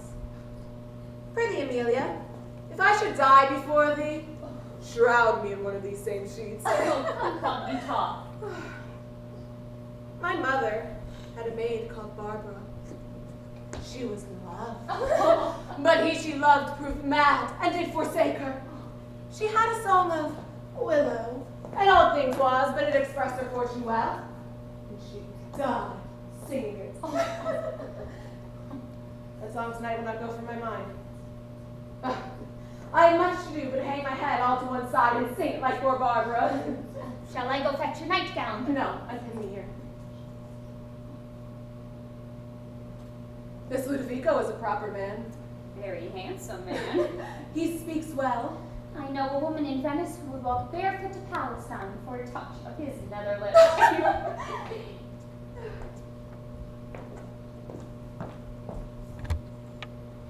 Poor soul sat sighing by a sycamore tree, seeing all green willow, her hand on her bosom, her head on her knee.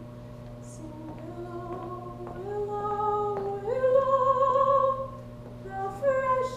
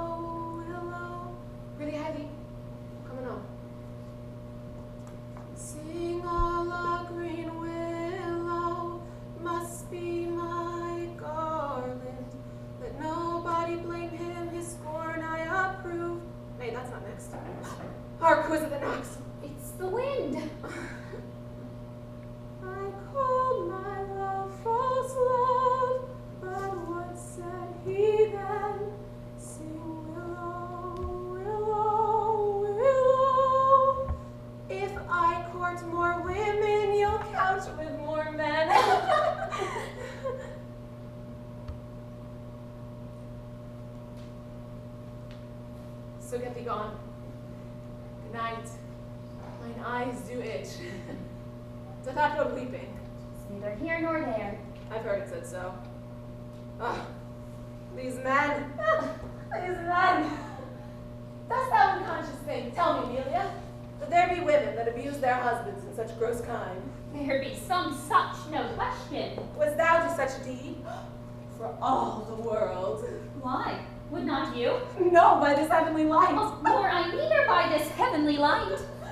I might do it as well in the dark. Wouldst thou do such a deed?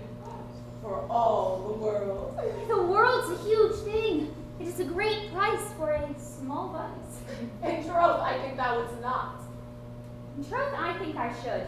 And undo it when I had done. Well, Mary, I wouldn't do such a thing for a joint ring, nor for measures of lawn, nor gowns, nor petticoats, nor caps, nor any petty exhibition, but for the whole world. Why, who would not make her husband a couple to make him a monarch? I should venture purgatory for it. Beshrew me, if I should do such a wrong for the whole world. Why, the wrong is but a wrong in the world, and having the world for your labors, 'tis a wrong in your own world. You might quickly make it right. I do not think there's any such woman. Yes, a dozen. But I do think it is their husbands' faults if wives do fall. Say they slack their duties and pour our treasures into foreign laps, or else break out in peevish jealousies, throwing restraint upon us. Or say they strike us, or scant our former having in despite.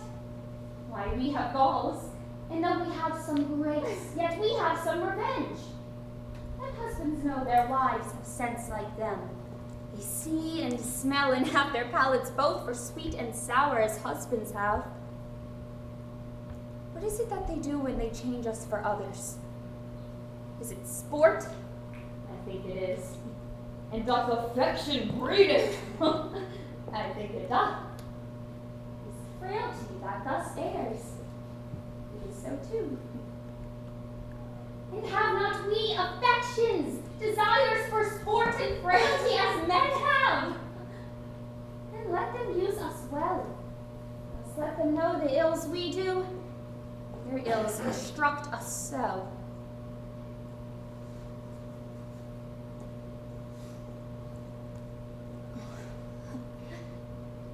Good night. Good night. Heaven me such uses send, not to pick bad from bad, but by bad men.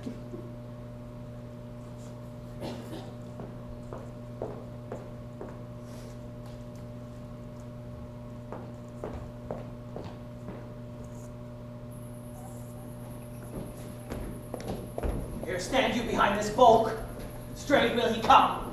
Wear thy good dagger bare, and put it home. Quick, quick, fear nothing. I'll be at thy elbow. Be near at hand, may miscarry in it. I have rubbed this young quad almost to the sense, and he grows angry.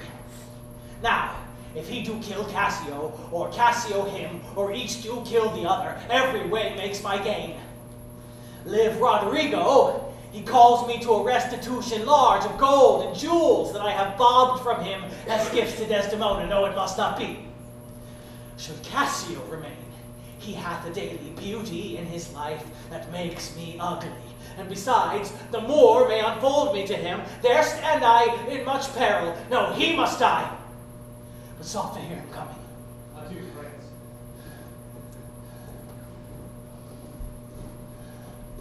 Villain, now dies!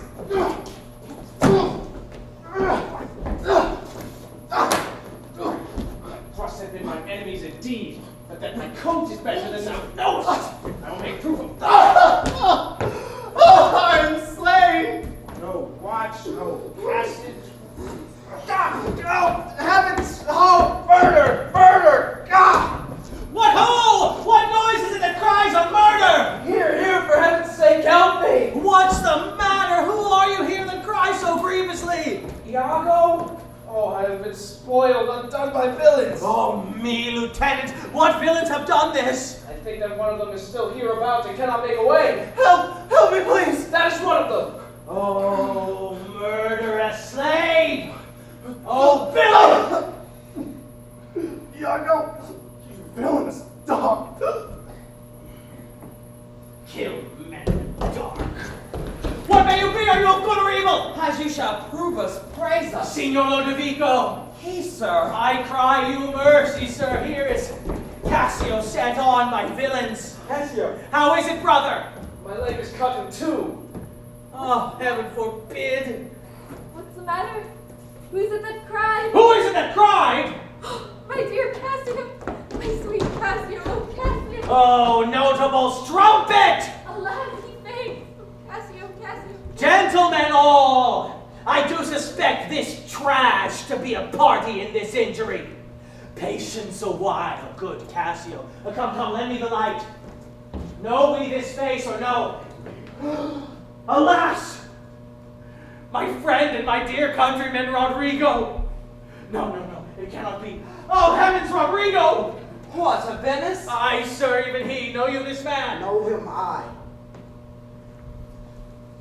How do you, Cassio?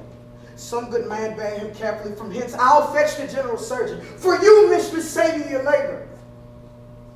He that lies slain here, Cassio, was my dear friend. What malice was between you?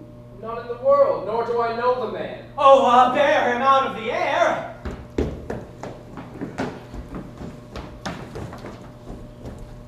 Oh.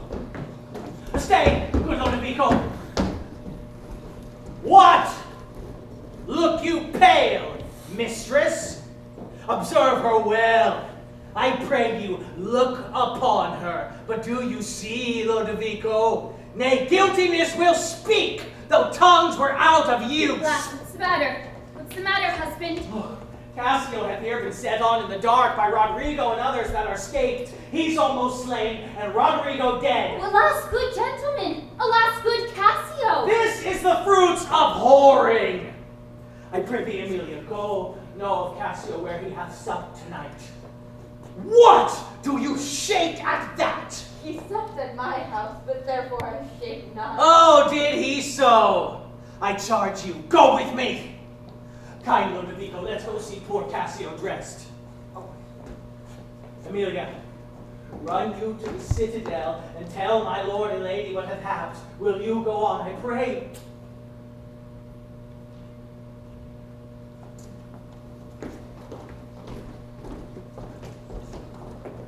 This is the night that either makes me or undoes me quite.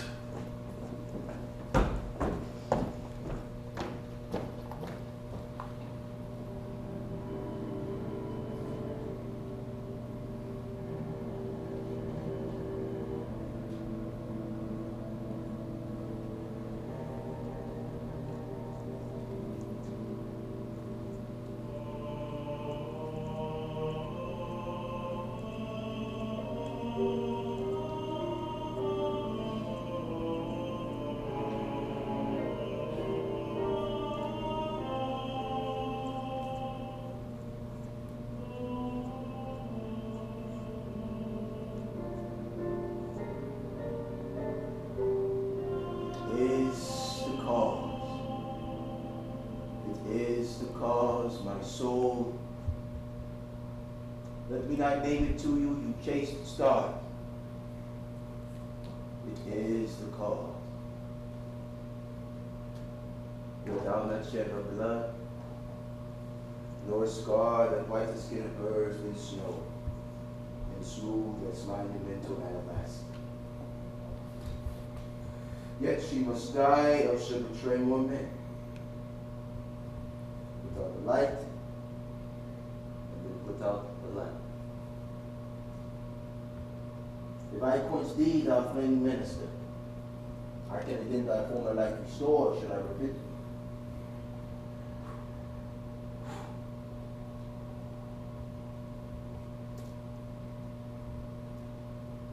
But when I put out thy light,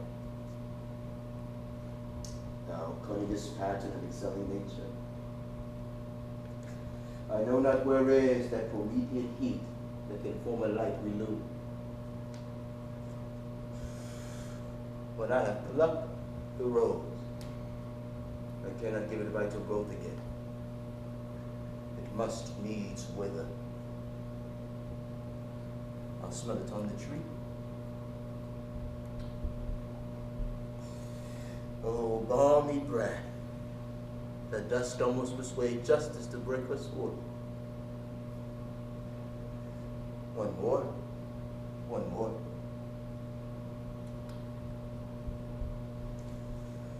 Be thus when thou art dead, and I shall kill thee and love thee after. One more, and this the last.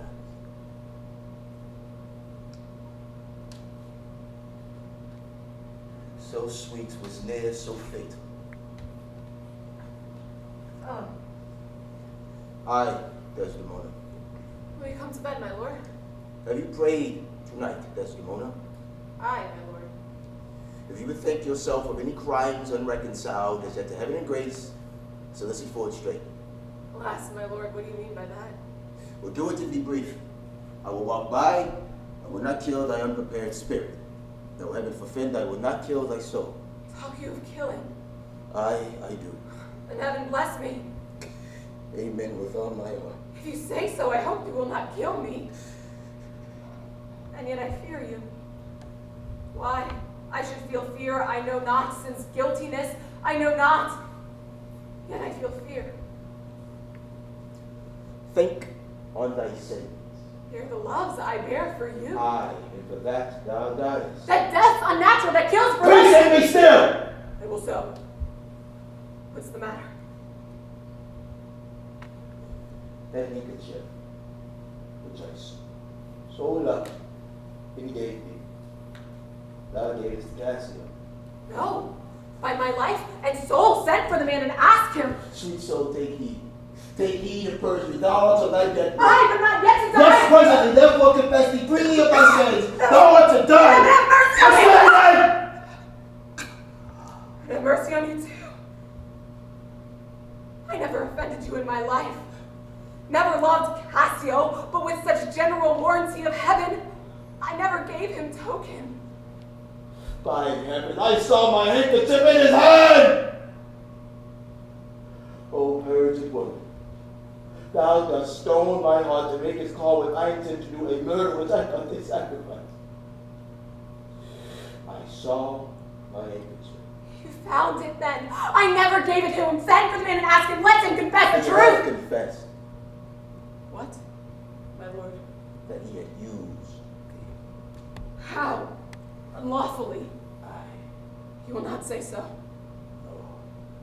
His mouth is stopped. Honest Iago has taken order for it. What? Is he dead? And all his heirs been lies. My great revenge had stomach for them all. Alas, he is betrayed and I undone. I'll destroy it. Will you stop answer my face? Finish me, Lord, me going out. Down, Scully. Kill me tomorrow, let me live Nay, tomorrow. it is time. Oh, but half an hour more. It is too late! God! I would not have thee linger in thy pain. God! Who's there? By and by! Ah!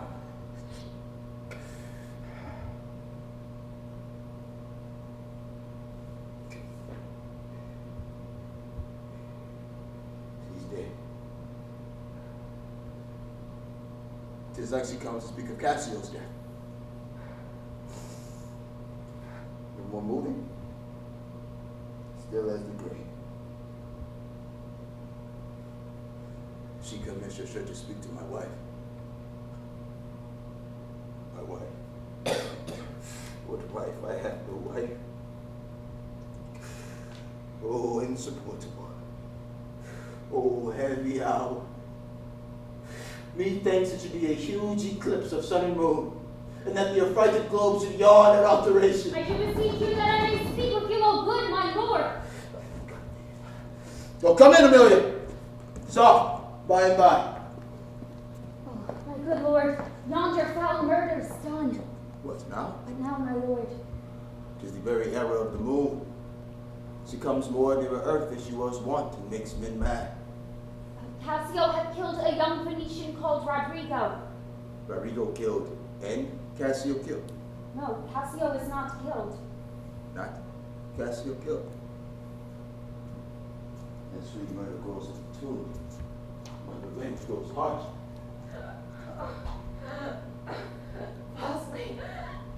Falsely murdered. Oh, then alas, that was my lady's voice. Sweet Desdemona, oh sweet mistress, speak. Who killed this death? I died. Oh, who hath done this deed? No one. I myself. Oh, farewell. Commend me to my lord. Farewell.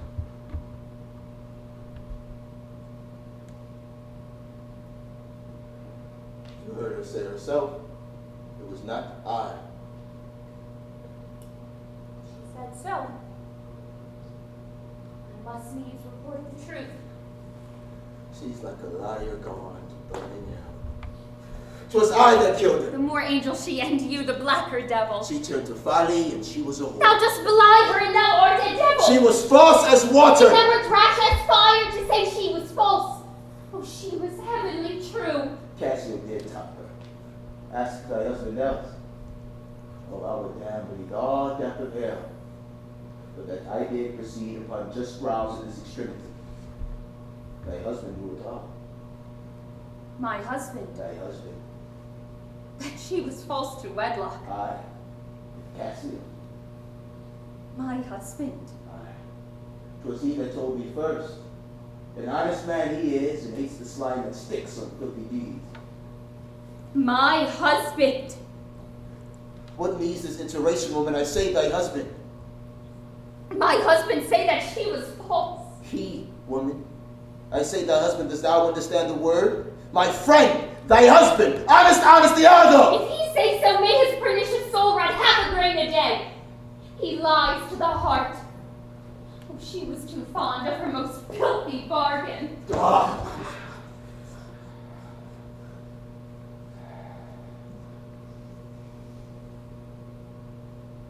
Do thy worst. This deed of thine is no more worthy heaven than thou wast worthy her. Peace. You were best. Thou hast not half the power to do me harm as I have to be hurt. Oh, Golem, dolt as ignorant as dirt, thou hast done a deed. I care not for thy sword. I'll make thee known, though I lost 20 lives. Help! Help! Ho! The Moor hath killed my mistress! Murder! What is the matter? How now, General? So are you come, Iago? You have done well that men must lay their murders on your neck. What is the matter? Disprove this villainy, thou be'st a man. Says thou toldst him his wife was false. I know thou didst not. Thou art not such a villain. Speak, for my heart is full! I told him what I thought. And told no more than what he found himself was apt and true. Did you ever say that she was false? I did. You told a lie. An odious damned lie. She false with Cassio. Did you say with Cassio? With Cassio, mistress. Go to, charm your tongue. I will not charm my tongue. I am bound to speak. My mistress lies here murdered in her bed, and your upwards have set the murder on. I smelt. Oh, villain, Traitor! not so then. I'll kill myself for greed. Oh, villainy, villainy! Oh, monstrous act! Are you mad? I charge you, get you home. Good gentlemen, let me have leave to speak. 'Tis proper I obey him, but not now. Perchance, Iago, I will never go home.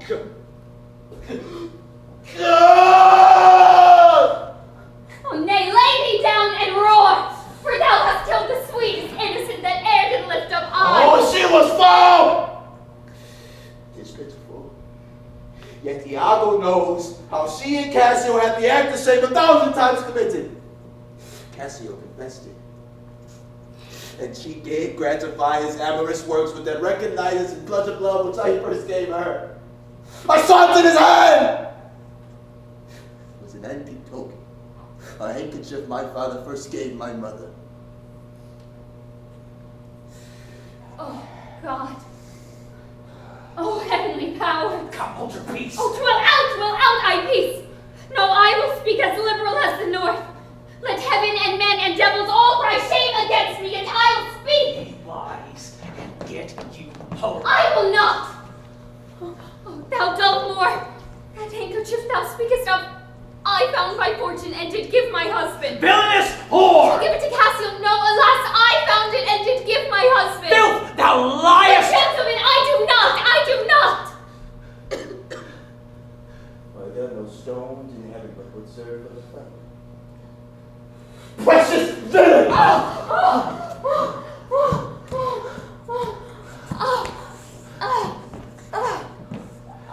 The woman follows.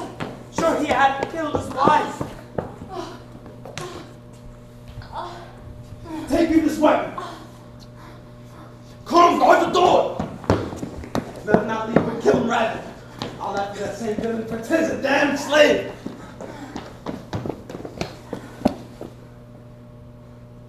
What did thy song bode, lady? Hark, canst thou hear me? I will play the swan in dying music. Willow, willow, willow.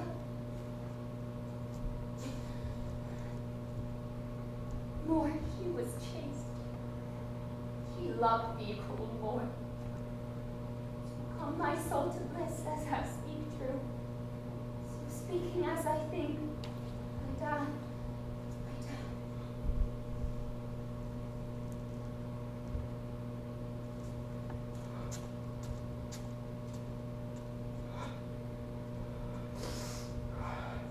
I have another weapon in this chamber.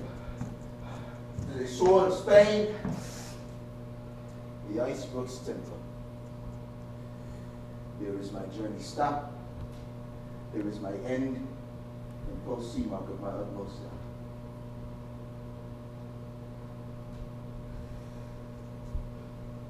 Boy, oh starred wind, pale as thy smoke. When we shall meet in common, this look of thine shall hurl my soul from heaven, and fiends will snatch it. Cold, cold like her, even like thy chest. O cursed slave, whip me, ye devils, for possession of this heavenly sight. Throw me about in winds, roast me in sulfur, wash me in steep down dumps of liquid fire.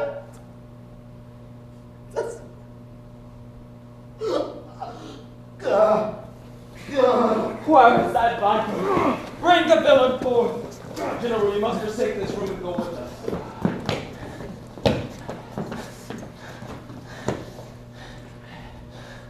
I look down toward his feet. But that's a favor.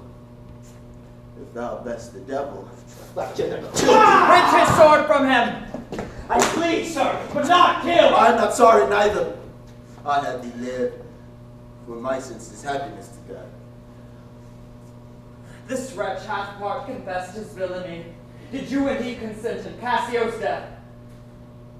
Aye. But dear General, I never gave you cause. I do believe it, and I ask your pardon. Will you, I pray, demand that demi-devil why he thus ensnared my soul and body? Demand me nothing. What you know, you know. From this time forth, I never will speak word. Torments will open your lips. For you, Moor, your power and command is taken off, and Cassio rules in Cyprus. You shall close prison arrests, till that the nature of your fault be known to the Venetian state. Come, bring him away. Soft you, a word or two before you go. If I've done the state some service and they know it, no more of that. I pray you in your letters, when you shall these unlucky deeds relate, speak of me as I am, nothing extenuate, nor set down aught in malice. Then must you speak of one that loved not wisely, but too well, of one not easily jealous, but being wronged, perplexed in the extreme, of one whose hand, like the base Judean, threw a pearl away more richer than all his tribe, of one whose subdued eyes, albeit unused to the melting mood, drops tears as fast as the Arabian trees, the medicinal gum. Set you down this, and say, besides that, in Aleppo once, where malignant and turbaned Turk beat a Venetian introduced the state, I took by the throat the circumcised dog and smote him down!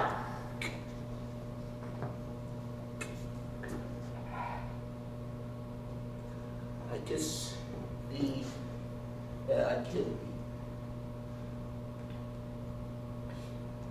Go away with this, killing myself to die upon a kiss.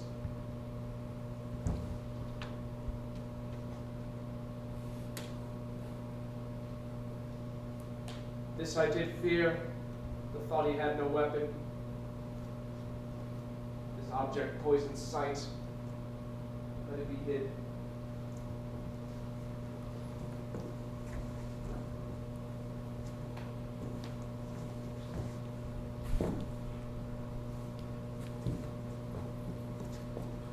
Lodovico, keep the house and succeed upon the fortunes of the Moor, for they rely on you. You, Lord Governor, remains the censure of this hellish villain. The time, the place, the torture, oh, enforce it. Myself will straight aboard, and to the state, this heavy act with heavy heart.